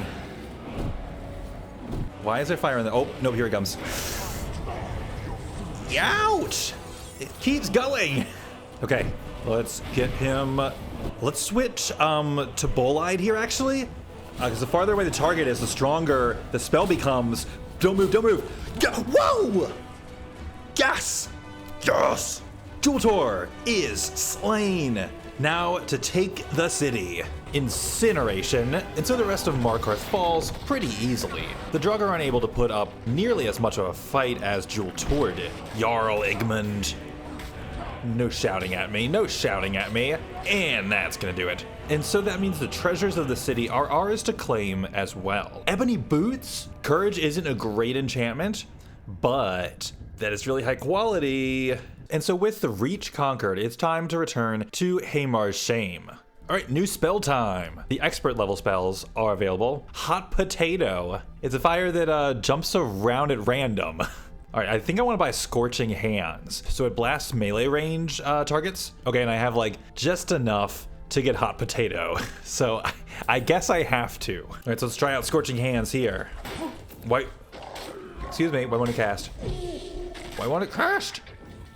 How long does it take to charge? Oh, and I have to hold it. It's concentration. So it's a boosted version of flames, basically. So the next leg of our journey is taking us north to Solitude, where we'll have a new dragon tyrant that we have to face. So we're following the road up out of the Reach, and soon have to face a pretty large Draugr patrol party. Okay, let's also break out Hot Potato. Oh, I can't cast it. I don't have the magicka right now. How expensive is this spell? Let's just use Scorching Hands. Now we're also quite low on food, so along the way, we come across a fox, and I'm gonna go ahead and butcher it. The meat should be worth a couple meals. Then inside the ruin of Harmugstal, we blaze our way through some magically enchanted frostbite spiders. Ebony gauntlets, I might be able to put an enchantment on it eventually, so I'll want to hold on to that. With our destruction skill at 72, we're now able to take the Scorched Earth perk, which lets us set fire to the corpses of our enemies, leaving behind powerful blazing pyres. So the fire spell aspects of our build are really coming online. Our spells are stronger, are capable of leaving the ground ablaze, and now can even burn corpses to ash. So any ground enemies who face us are having to wade their way through an inferno just in trying to attack us. We cross over into Solitude Hold at the bridge known as Deepfolk Crossing. So we are on the far western end of the map right now, and it's getting frigidly cold. Ooh, no, this water's freezing. Hurry. Okay, I'm gonna have to go and rest inside this keep. I think this is Northwatch Keep. Previously it was Thalmor headquarters, but should be unoccupied now. Whew, all right, so we're gonna spend some time here. So after taking the time to warm up, it's back out into Solitude Hold. And our next major objective is to find and kill the Solitude Patrol Dragon, so that we'll be able to take on the city and the dragon tyrant who rules it, without having to worry about facing two dragons at once. Here's the patrol. Oh, he's a forest dragon. This is the same kind. Yeah, oh, yep, that is, it's definitely the same kind who we fought in Riften. Okay, so this is the patrol dragon. Let's just do the firebolts at him. Fortunately, we're in a pretty good place with a lot of cover. Yes, let's have the Wraith King joining the fray. I want him to take the aggression. Hello again with Scorching Hands. Right up in his face. Oh no, okay. Still be careful with the melee attacks though. Thought we were gonna be able to just get through this real quick, but need to be a little more careful, it seems. Yeah. Magicka potions, please. I don't want to use all these up on just a patrol dragon, but I guess it's worth it. Okay, almost there. Let's finish him off with a mace. Go! I'm hungry! I'm gonna eat you! Yes! He's dead. So with the Solitude Patrol Dragon defeated, we are well on our way to taking on the city. There's an orc stronghold over here. So far, those have been great. So I would like to swing by here and check it out. More Khazgur. Okay. Yeah, so far the orc strongholds have had like at least 2 crafting stations. More Khazgur comes with a forge, allowing us to make some quick jewelry, plus a mine that's home to Orichalka, which we are now of a high enough level in smithing to use in our crafting. So I could make a mace here. Let's go ahead and do it. I think Orcish is an upgrade, and I can improve it to the epic tier. Nice. So with our newly crafted mace in tow, it's back out into the wilds to blaze our way through the local Draugr patrols outside of Solitude. Burn, I'm gonna crack your skull. Within the ruins of Dragonbridge, we find another chest of enchanted equipment. Ebony gauntlets again. Just down the road from Solitude, we stop for the night at the abandoned Stormcloak camp. There's a chest here containing some pretty powerful potions. Plus the bedrolls are free for us to use to sleep through until the morning, and tomorrow we'll be taking on the city. But for now we level up to 34, and I want to focus a little more on our alchemy skill. There's a pretty cool perk that we can now unlock called Green Thumb, which makes it so we gather twice as many ingredients as normal from plants. Okay, I do want to make new potions, because we want to make sure we have plenty of potions in our inventory for taking on the City of Solitude and the new dragon. We stop at Catless Farm to gather the wheat, and thanks to our new Green Thumb perk, each of the bales of wheat provides us with 2 alchemy ingredients. And then it's on to the capital. The main entrance of Solitude is caved in, so we're going to cross the bridge over the warehouse and use the side entrance that takes us straight up into the fortifications. Okay, so what kind of dragon is going to be in charge here? Oh, what are those? We're gonna want to do some AoE. So I'm in a tunnel here, so I can use Incendiary Flow and light the whole tunnel on fire. Okay, he's like a Lich Dragon or something? Oh, that's Frost. Okay, so he is a Frost Dragon. So no. We don't want a Dragon Priest here already. Get out. So he's a Frost Dragon. That's probably good news. Let's go with Scorching Hands here, because everyone is super close up. But we don't want to get hit by another round of Frost Breath or anything while I'm scorching them. Come on. No, that's the Frost Breath right there. Okay, he's right there. Broadkrill is right outside. Take the resistance to magic and resist frost. There's a lot of crowd right up on our face, so I think just doing a big burst. Okay, Broadkrill just took off, I think. Let's redo Incendiary Flow. He summoned more of his creatures, his minions. Are these just infinite then? That's gonna be really tough, because then we can't just... We're gonna have to take on the dragon, like, while these guys are still out and attacking us probably then. Wow, okay, I mean, I can keep using Incendiary Flow and just lighting the tunnel on fire and killing everything who comes close, but I'm going to run out of potions eventually. I have to find a way to take on the dragon, so let's make our way out here a little bit. I'm gonna need to find, like, a better cover or something. Come on, take you out real quick. Come on, you're almost dead. Okay. Yep, it just summoned more minions, but the Dragon Priest is down. Down with you. Oh, this is the Jarl. Jarl LSF. Let's go ahead and Scorching Hands for her. Trying to figure out real fast. There's too many things on screen.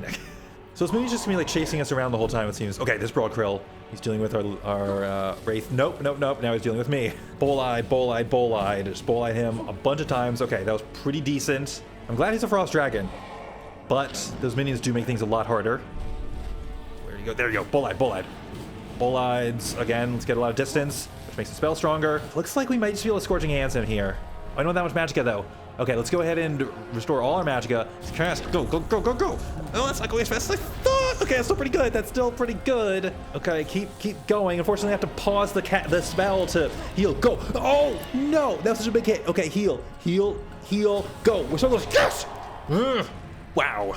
Broadkrill is incinerated. That was very treacherous right there. So tearing our way through the rest of the Draugr who are guarding the city, we succeed in reclaiming Solitude for the living and taking all its treasures for ourselves. 2 ebony helmets. God, that's crazy. With another hole cleared, it's back to Hamar's shame. We don't quite have the money to afford any new spells at the moment, but we can use the cooking pot to do something incredibly important and brew tea. Because the next leg of our hold is the North, all 3 of Skyrim's coldest holds. Tea instantly improves our warmth, which restores the maximum health that we lose to the cold and can be a literal lifesaver. So first, before we head west into Morthal, we have some looting outside of Solitude to do. First at the East Empire Company warehouse, which has a surprising amount of healing potions available. Then there's the Red Wave, the ship that's sitting out in Solitude's harbor. Whoa! Look at all the ingots, this is crazy. Tea is pretty heavy though. I mean, I'll carry like as many of these as I can. And then it's time to continue to the east onto our next hold and into the Morthal swamps. So here's how the North is going to work. All three of Morthal, Dawnstar, and Winterhold are smaller holds, and each is only home to one dragon. But the Winterhold Dragon Tyrant, the Bane of the North, is the strongest dragon we've faced so far, and after we kill him, we'll be all clear to continue on to Windhelm, the last hold of the run. First off in Morthal, we're stopping at Folgunthor. We're going to take some easy kills against Draugr, and then lay out a bedroll to rest for the night. Now let's talk about our heavy armor skill. Traditionally, your armor skill only helps you against physical attacks. It doesn't do anything against the breath that dragons use. But if we can get our heavy armor skill all the way up to 80, we can unlock the perk Out of the Inferno, which makes it so a portion of our heavy armor skill also contributes to our elemental resistances. Our skill level is already up to 72, so we take a couple more perks in this skill tree so that we'll be able to take Out of the Inferno soon. What is that thing? Is that a swamp giant? It could be an ogre again. That's a big ogre. The owner of the swamp. It's Shrek. There we go. Oh wow, he just annihilated our Wraith King. But I think we got him. Those bull eyes are doing a ton. All right, Shrek. Donkey meat? Oh no! Wait, this was Shrek. So after committing a childhood atrocity, our next stop is at Ustengrav. There is some pretty powerful undead here, but since we don't have the Whirlwind Sprint Shout, we're not able to get all the way through the crypt. Now as we continue out into Morthal, we're keeping a close eye on the skies, keeping in mind that there is no dragon tyrant in Morthal, it's just the patrol dragon. So he's really the boss of the hold, and once we kill him, we'll be free to move on to the city. On the western end of Morthal, we come to Mazinkaleft, a large Dwemer ruin that gives us more scrap we can use in smithing, plus automatons who carry dwarven oil, which is an alchemy ingredient, as well as occasionally filled soul gems. Then back outside, night has fallen, meaning we should try to get a rest pretty soon. First though, we have to deal with the Draugr patrol party, and then things get worse. Oh, that's the Morthal dragon, another dragon. Is that the same one that we fought at Markarth? Okay, let's burst him down as quickly as possible. Come on, Wraith King, now let's back off and do Bolides. Boost all our magicka. I want to just launch a bunch of these at him right now before he takes off and starts. Nope, there he. Okay, there he goes with the takeoff. We have to like, oh yep, that's his breath again. Wow. Ah, that's, how do I avoid that? It's just those blobs. Where'd he go? Oh, did he turn invisible? Yes, he's in that cloud, I think. Yeah, oh wow, he was closer than I thought. Come on. This is the boss we have to kill for Morthal Hold. Oh wow. Ooh, we're so close. It's so strong. Bolides give us his breath is so strong. I just have to keep the magic up. I'm gonna need more potions. Come on. I'm so low. Okay, no, I do have extremes up there too. Okay. Come on, one more launch. Yes. Okay, I think I need to heal just in case though. That thing drains our health. Okay, yes, we got him. Oof. So, I still need to find a place to sleep though. The Stone Hills, I should be able to sleep here, I think. This is where I was headed prior to that attack, and they still have a smelter that's intact. Great, we'll take those ingots. So here at the Stone Hills, we're able to turn the scrap that we collected at Mazinkaleft into dwarven ingots. And the Stone Hills is also home to a mine with iron ore veins we can extract from, and a bedroll that we can use to sleep. So with the Morthal dragon defeated, and the countdown ticking until Alduin unleashes his final judgment on the world, we head straight into Morthal the next day. There's still a dragon priest somewhere here, and a bunch of Draugr that we need to kill. Okay, so these guys aren't proving too difficult for the moment, and I'm gonna try not to use a ton of potions here, because actually I don't even have a ton. So let's go and switch to our mace. Hello guys.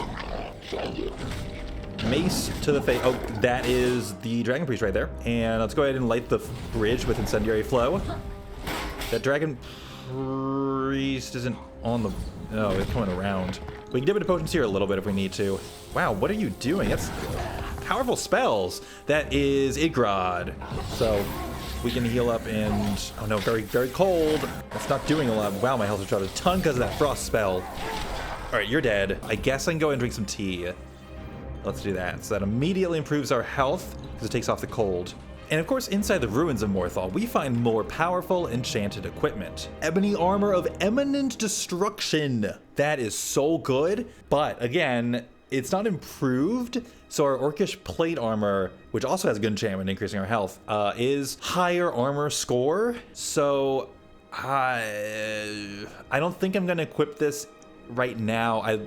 If I can get my hands on the ebony ore, I need to improve it, then I think we can make it to where it's just is flat out stronger. Back at Hamar's Shame, we quickly take the enchantments off a few of those items that we just collected. Okay, I do have the money to buy a new spell. I think Incinerate looks good. It seems like it's pretty generic, but it should be strong. And with the clock ticking, it's straight on to Dawnstar. Oh no, it's Shrek, he's back. Let's switch to our mace. I don't want to use potions. Think we should be able to finish him off with our mace now.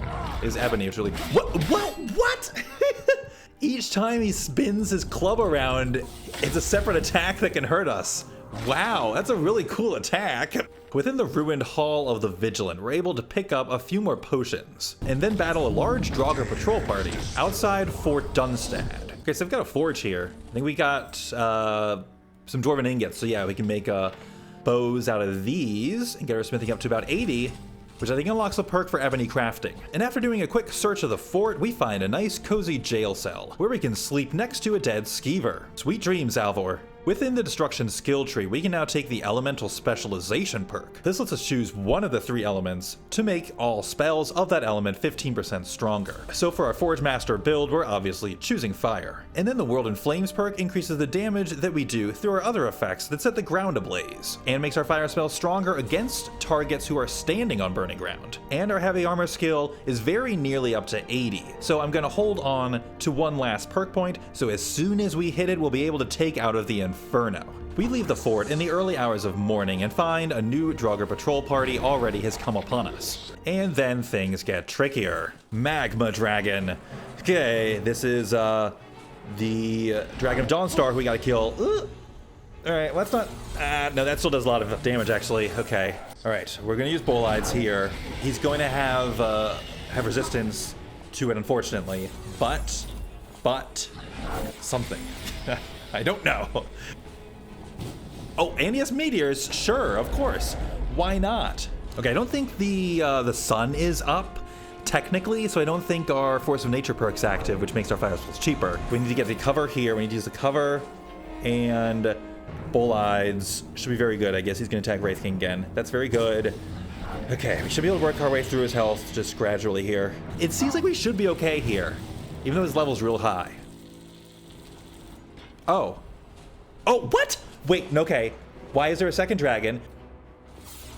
It's just a random one, level 10. But he's this one's lightning. All right, we'll take a shock resist potion. We're gonna take the fire resist potion for his breath. Was not expecting that. What? Wait, where did I just got like double teamed. Okay, maybe this time the other one won't show up. Let's try Incendiary Flow this time. Like get him standing on burning ground. Even with fire resistance, he still takes out over half our health. Bolides? Why is he right behind the tree? Okay, we still hit him. Actually, I might be able to block. Yes, we got cover here with natural cover from that hill. So it's a strong showing right there. Nope, this is the, okay, Lightning Dragon's back. Okay, level, is he gonna, no, I think he's still gonna fight us. Okay, what is that thing? Oh, he's gonna call down meteors now. The Magma Dragon has a second skill entirely that we didn't even see last time. That's real bad. Let's kill him real quick, please. And these Bolides are really good, and he's just chilling there. So that's very hopeful that we... No, he drains our magic, which is the real hard part here. Use the resist shock, and then run around here with like a chicken with our head cut off. I guess Incendiary Flow again while he's just gonna stand here. But I'm afraid of his melee attacks. He shouldn't be able to kill us from full health, though. No, I need the Magicka. Okay, Bolides. Focus on the Magma Dragon. We deal with the level 10 dragon afterwards. Okay, he's grounded. He's stuck on the ground. He's stuck on the ground. Potions go. No, more potions go. I've got to just blitz him here. I've got to just face tank. No! No! I thought he was still breathing. Okay, let's go straight to the fort. I think it was more helpful for us to have the greater cover there. Okay. Oh, what? What? No! Got caught in a meteor attack. That was a terrible, terrible, terrible start. Okay, we're gonna hide under this archway. Dawnstar Dragon, you will die today. Resist fire is on. Let's go Incendiary Flow. Set the ground ablaze. Very slowly damaging him. Wow. All right, Hot Potato, I need you. Such a stupid spell. Oh, wow, what is happening? The sky is falling. The sky is literally falling. Please heal back up. It's a good opportunity. He's just floating right there. We need the magicka, though, to bullite him a bunch. Or once. Can we just incinerate this guy real quick while he's turned away? While he's attacking the Wraith King. Oh, we almost have him. We almost have... Why are you here? Wait, okay. Taking out 3 more, 2 more, go, 1, yes! This is our best chance of winning this that we've had so far. I don't think Force of Nature is active because these spells are draining our magic so fast. Come on, stay right where you are. Now, I gotta like stay under here because if I go out, then we'll have meteors. We have healing potions still, it's just we are quite low on magic potions. Okay, coming in for a landing. Come on, Incinerate's our strongest spell. It doesn't really seem that strong though. Bullite's stronger if we're like super far away though. I'm really running out of spell power here. Dodge, okay, good dodge. Oh, good dodge! Let's use the Welkin Stone. I only have 2, but we need to fully replenish magicka. We'll deal with potions after this. Let's go with Incinerate. Oh, it's expensive, but there we go. That's better damage. No! Okay, healing. Yeah, we're completely out of magicka potions. So it's time for Welkin Stone 2. It's worth it. It's worth it. We gotta kill this guy. Yes! No! Wait, is he dead? Yes, that was it. Okay. Wow, that was cost me like my entire stock of magic potions and the Welkin Stones. He's dead. Please will the storm stop. So without the dragon around, we're now free to roam the rest of the hold and collect alchemy ingredients as we go to refresh our supply of potions. At Fort Fellhammer, we can mine for iron ore, and then incinerate an entire trio of frost trolls outside of Nightcaller Temple. But since Arendor, the priest, isn't with us, we're not able to get in. So with the sun up and our Force of Nature perk actively making our fire spells cheaper, it's time to take on the city. Oh, here he is, right here. Turncoat Silas, the Dragon Priest. Come on, Scorching Hands. Easy, wow. Great, now let's deal with you guys over here.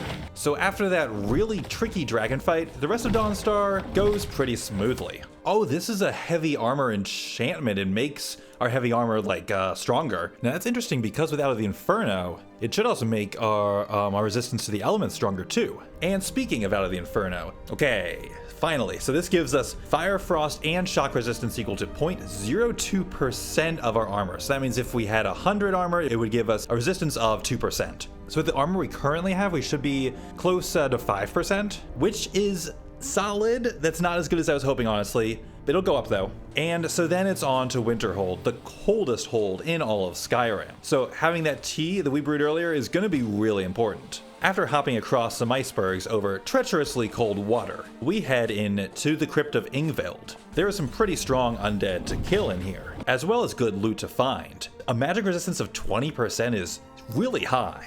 So we got 2 of those potions, and it also comes with a bed that we can use to sleep through until morning. The next day, we're getting cold pretty fast, so it's time to break out some lavender tea. All right, so now I have 10 teas left, and we absolutely need to keep that in mind because it's really easy for the cold to build up super fast here. On the snowy slopes of Winterhold, we face down a large Draugr patrol party, turning the ground into an infernal blaze and clubbing our way through these walking corpses. But even after looting a couple ruins, our stock of magicka potions is still extremely low. So finding an alchemy table is going to be really important. And to that ends, I stop at the Saarthal excavation. This is the first crypt you clear in the College of Winterhold storyline. And as I learned last video, you actually can't clear the crypt entirely if Tolfdir isn't with you. But right before the boss room, there is an alchemy table. This is the whole reason we're here. Yes, give me the magicka potions. And fortified destruction potions, boosted 31%, is pretty great. Let's make those. Whoa, Draugr Cavalry. It has been quite a while since I have fought Draugr Cavalry. If I remember correctly, these guys are really fast. Yep. Okay, they're quite strong, but yeah, ugh. Like how he toppled off the horse there. Wow, there's one. Where did you even come from? They're incredibly fast. They can chase you down. There's like no escaping. I think in Handless we did recently make potions, so that'll be good. Thanks to Saarthal. Okay, please. I think their horses can kick you and hurt you too, I think. Oh, these guys are so cool. I love these enemies, even though they are actually really treacherous. So next we fight our way around the mountains and down towards the south, because I want to hit up the Crypt of Snowvale Sanctum. There's some enemy around the backside. Oh, it's another cat. Where did you come from? Okay, it's just scorching hands and try to blitz through his health real quick. Oh, that's so strong. Oh, hulking Draugr. These guys are tanky. Draugr sniper. Whoa, that guy just summoned a frost atronach. Ugh. These are some very interesting, strong types of Draugr. Ah! That's a warlock Draugr. Proficient Draugr warlock. These guys are really good. No, Wraithing's down. Draugr Marauder. Wow, these guys are strong. Okay, I can take him in melee. Mace to the face a few times. All right. Wow, that was actually quite the challenge. Was not expecting that here. Let's go ahead and sleep because it's getting late. So we now hit level 41, and our destruction skill is at 96. Once we hit 100, we'll be able to buy the master spells from Clavicus Vial. But here we take the Rallying Standard perk in the heavy armor tree. So once a day, I can place a banner to grant 150 points of armor to allies, which includes us. Oh, I get to choose. Well, since Alvor is from Riverwood, I would think the banner of Whiterun is appropriate. And then so we also have the Wardbringer perk, though. Every time we raise our hands to draw a weapon or a spell, for example, it places a standard at our location. So that seems like a major upgrade over that. And so thanks to Out of the Inferno, every time that we increase our armor score, it also grants us increased resistance. We currently have like 300 points of armor. So after I raise my weapon, yep, okay, high flag, place it right on top of me. And so yeah, we're now at 450 armor. So it's a pretty huge improvement. Yikes. This guy is a tough one. He took out the Wraith King real fast. Oh, that was a shout. Do we even, like, we can get through them, I think, but I just don't know if it's worth it. Oh, one-handed, advanced, and I think that is a level up. Whew, this crypt is not easy. Oh, he's got a flame atronach. His fireballs aren't good. Well, I don't want to use... Actually, wait, what do we even have? If this is going to cost us a lot of healing potions, it might not even be worth doing. Oh, those fireballs. No. I think we should just clear out. So let's leave. Now I think it's time to get a move on and head to Winterhold. Though right now it's pretty cloudy. Hopefully the skies will clear up and the sun will come out in time. We might just have to do this fight in the snow. Though I don't expect there to be too much of a challenge out here. It really is just the dragon tyrant who's going to be the real challenge, I think, and he is up at the college. Oh, Dragon Priest alert! Dragon Priest alert! I can take your frost pretty well. Savos the Inevitable. If you ask me, the only thing inevitable here is that I am going to slay you. One more, two more, three more.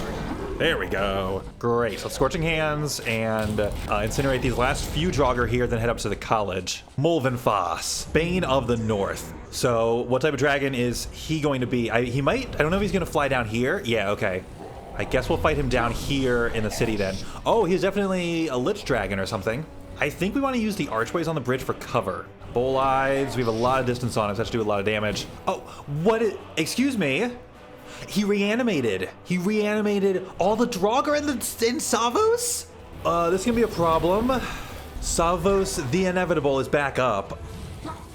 Okay. Oh, that's strong frost breath. That's really strong frost breath. So actually, the inevitable part of Savos the Inevitable is that he's gonna keep coming back. So I think we're just gonna have to keep our focus on the dragon then. What was that? Oh, his reanimation's over, I think. Okay, it might be like a temporary effect then. Let's focus on landing all the damage here. He had some kind of a breath of the Wraith King, but I don't know what. Oh, we need tea. Oh, that's a good opportunity though. Come on, Bull-eyed. What is his shout? He didn't do much? Oh, it looks like our stats are dropping very slowly. So we need to restore our Magicka again. Bull-eyed him. Oh, his frost breath is pretty strong. We do have one of these elixirs. Oh, that was a good hit on his tail. Let's take another tea. We need to make sure we don't get too cold. Oh yeah, that was his reanimation. All right, let's go ahead and send Neri Flow the bridge again here. Now we got all these minions coming up on us. And if we stay close to our flag, it increases the armor we have, I think. Nice. Oh no, I was about to bull-eyed him. I don't think it's worth casting at the minions. They're temporary anyway. Okay, this is a great opportunity. I want to pelt him. I feel like this spell should be doing more damage to him. Ow. Get on my face. Let's hide in the inn. Yeah, okay, so his breath is giving us a drain effect. It slowly is draining all 3 of our stats. So that's kind of why I keep having to use all these potions too. Is Mulvenfoss grounded? We've got his health really low. Get away from Savos. Savos the Inevitable inevitably is going to keep on annoying me. I think Mulvenfoss is grounded though, because I don't hear him flying around and his health is really low. Focus on Mulvenfoss. Focus on the leader. We can use a resist frost and resist magic here to survive as the Dragon Priest continually pelts us with frost, but we just need to bolide. Okay, and that should kill all the others. Yes. Wow, that fight was cool. Savos, I'm done with you forever. So we only have 1 hold left to clear, and that's Windhelm. But our destruction skill right now is 98. And once we get it to 100, we'll be able to buy master level spells. So prior to returning to Hamar's Shame, I want to train it up to 100. Ooh, Horkers, I'm sorry, you are peaceful creatures. However, you do count as valid targets for combat. So I'm going to roast all of you. And then it's back to Hamar's Shame, where we're able to buy the master level fire spell Volcano. So it creates a volcanic eruption at a target, and it spits out a ton of projectiles, so over time it should do a ton of damage. Let's go and try it out here. It's gonna be real expensive, but that's okay. Wow! There we go. Very, very cool. So as we head towards Windhelm, we finally are going to have the opportunity to craft with ebony ore and make the gear that we're going to use in the end game. We just need to visit Gloombound Mine, south of Windhelm and in the mountains on the eastern side of the hold. It's really cold here though, so we have to be careful as the cold makes our max health drop. We got Draugr horsemen. Oh no. Let's do Volcano here. Oh, it takes so long to charge because it's so expensive. Go. So it'll launch a ton of bombs at him. We need to stay alive though, so let's switch to fast healing. Yes, there we go. And it lights the ground on fire when it kills them. Nice, so Volcano is really cool. Okay, it is frigid, we are freezing. I forgot to make more tea. Why am I so bad at this game? There are too many Draugr here, let's just Volcano it.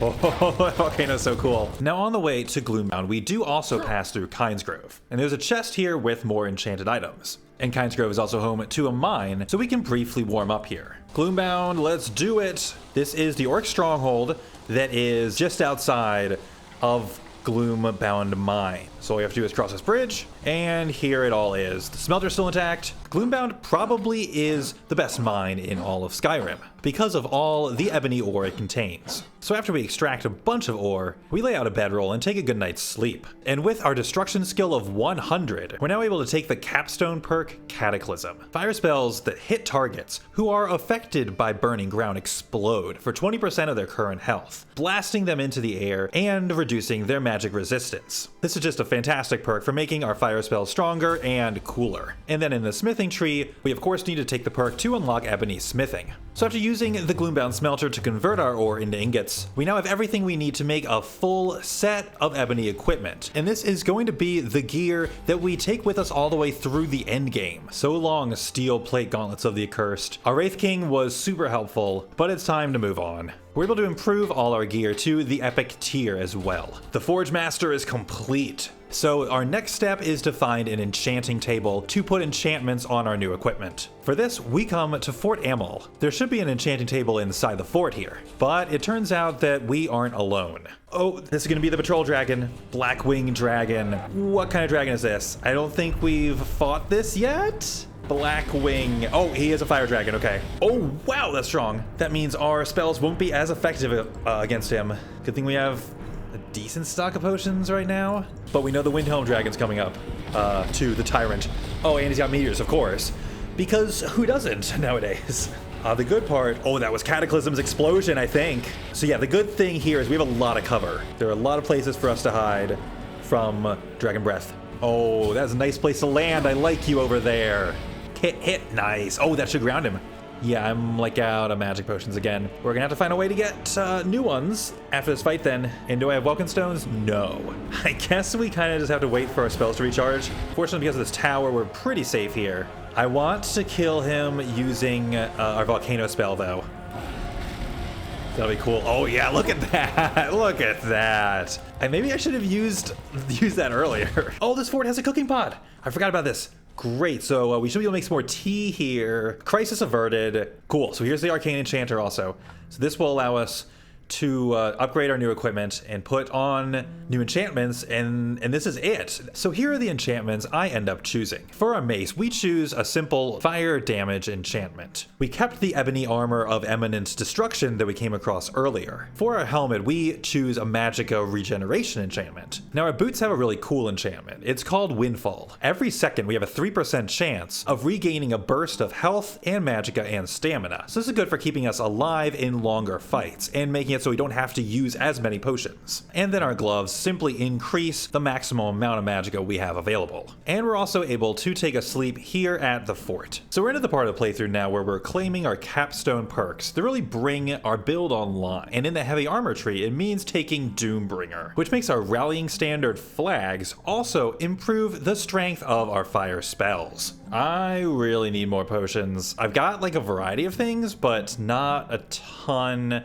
of anything useful. So on our hunt to restock our potions and find more usable alchemy ingredients, we go to Elder Gleam's Sanctuary. Now, in spite of this cave supposedly being a safe harbor for the wonders of nature, it really does not have a ton of alchemy ingredients. What's more helpful are the Moratapanella mushrooms that we find outside. Moratapanella has the Restore Magicka property. So pretty soon, we're dashing around the tundra, grabbing up as many of the mushrooms as we can find. And then back at the Orc Stronghold, we can turn them into a slew of magicka restoration potions. And so the game is on. Our countdown is closing in on the inevitable apocalypse, and the dragon tyrant of Windhelm awaits. All we have to do is clear this one last city, and then we can confront Alduin. Now this time, I'm actually going to pray and use our ability here to channel the power of Stendarr. Normally, I forget all about this. All right, undead, you're going down.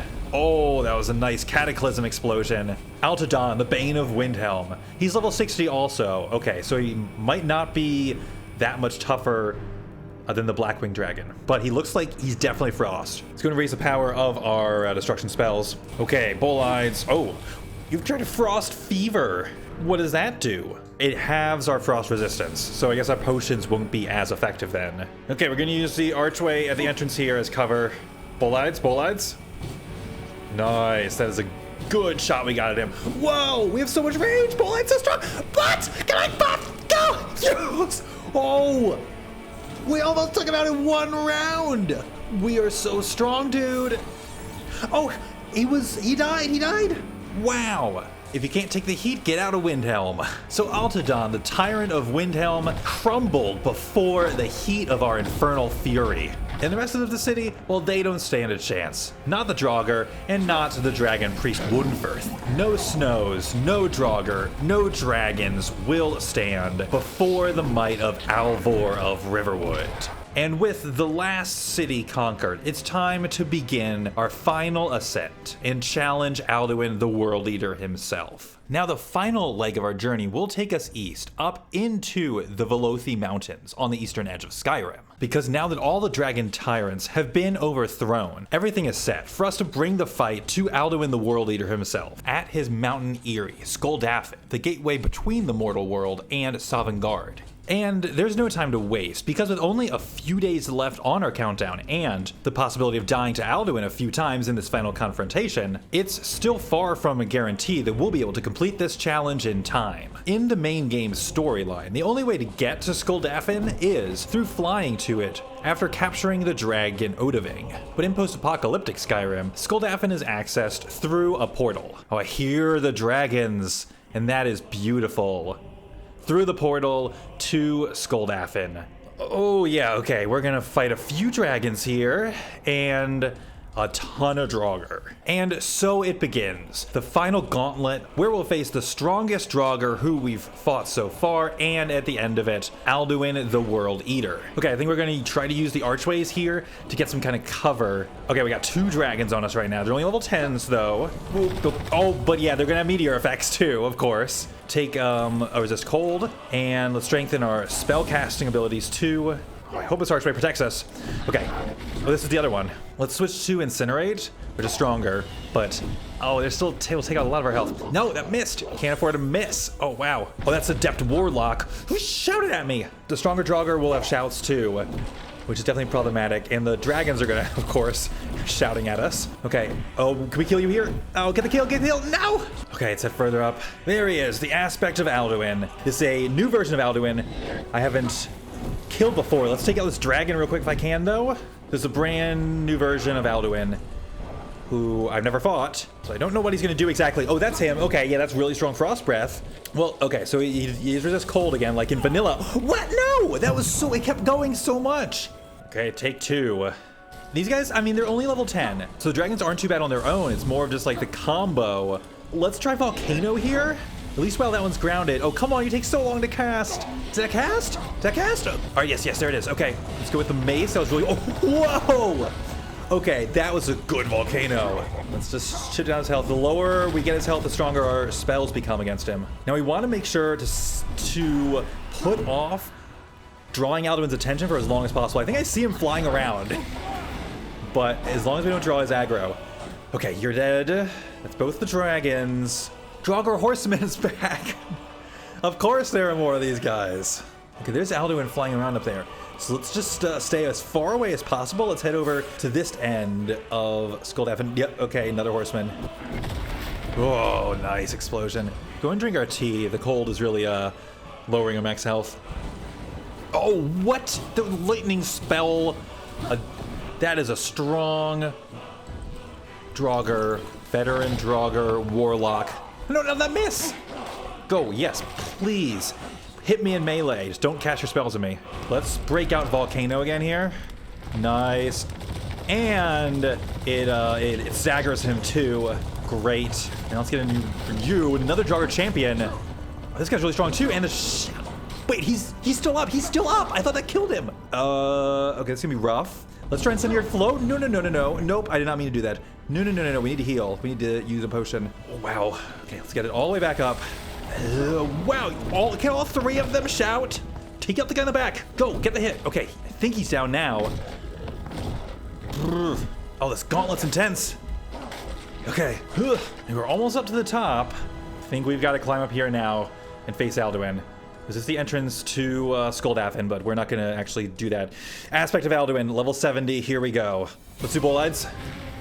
Okay, nice. Full block of the Frost Breath. We know his Frost Breath is crazy strong, but I'm sure he's going to have a stronger power. Some other trick up his sleeve as well. Oh, that's so strong. I just have to face tank it, though, and rely on potions because we need to get the damage in. All right, that was fine. That was fine. Bolides. Oh, come on, right over his shoulder. If dragons have shoulders. That's so fast. Magic potions, go. We gotta do it. We're doing a lot of damage. Blazing through so many potions. Get out of the way. Okay, that wasn't too bad. Healing. I don't know if my potion stock's gonna hold up. Like, we gotta do this quick because the cold 2 is just gonna sink in. Come on. That was this. Okay, he just did his other, some type of thing. This is, I see the sky clouding up. I think this must be his other power. Okay, is it gonna start? Rainy meteors, sure, absolutely. Here's his apocalypse. Where is he? He should be grounded, maybe? Wow, and there's ice too. Oh, and the air is now treacherously cold. That's gonna make it even harder for us to maintain health. Where is he? Is he just landed up there? I can't get up there, can I? Can I climb up this way to get around to the top? It's Skyrim, surely I can climb this slope, right? Oh no, he's not grounded. What? He's not grounded, he's right there. Now it looks like he's landing. Where's he gonna land? Where'd he go? What? I thought he was right there. Wait, yes, I know I'm very cold. I only have a couple T's left. Is he turning invisible? Is that what's happening here? He's camouflaged, I see him. That's him. Oh, go. He changes color. Okay, I know he's up there. Can I use Volcano? Can I cast it up there? See, okay, clearly see his top of his head. Can I put a Volcano up there? I'll take your Frost Breath if I have to. It's actually not hitting me. Go. Yes. Okay, it's up there. Come on. It's going down so slow. Go, Volcano, go. Yes. Oh, we did it. Alduin the World Eater is defeated. Wow. Hopefully the storm ends soon, though. Oh, we got him. Alduin the World Eater, bringer of the apocalypse, is no more, and Alvor of Riverwood is triumphant. Thank you for watching, and a big thanks to all my supporters on Patreon. If you want to join the club, there's a link to our Patreon page in the description of this video. All your support through likes, comments, and Patreon is much appreciated. I'll see you next time.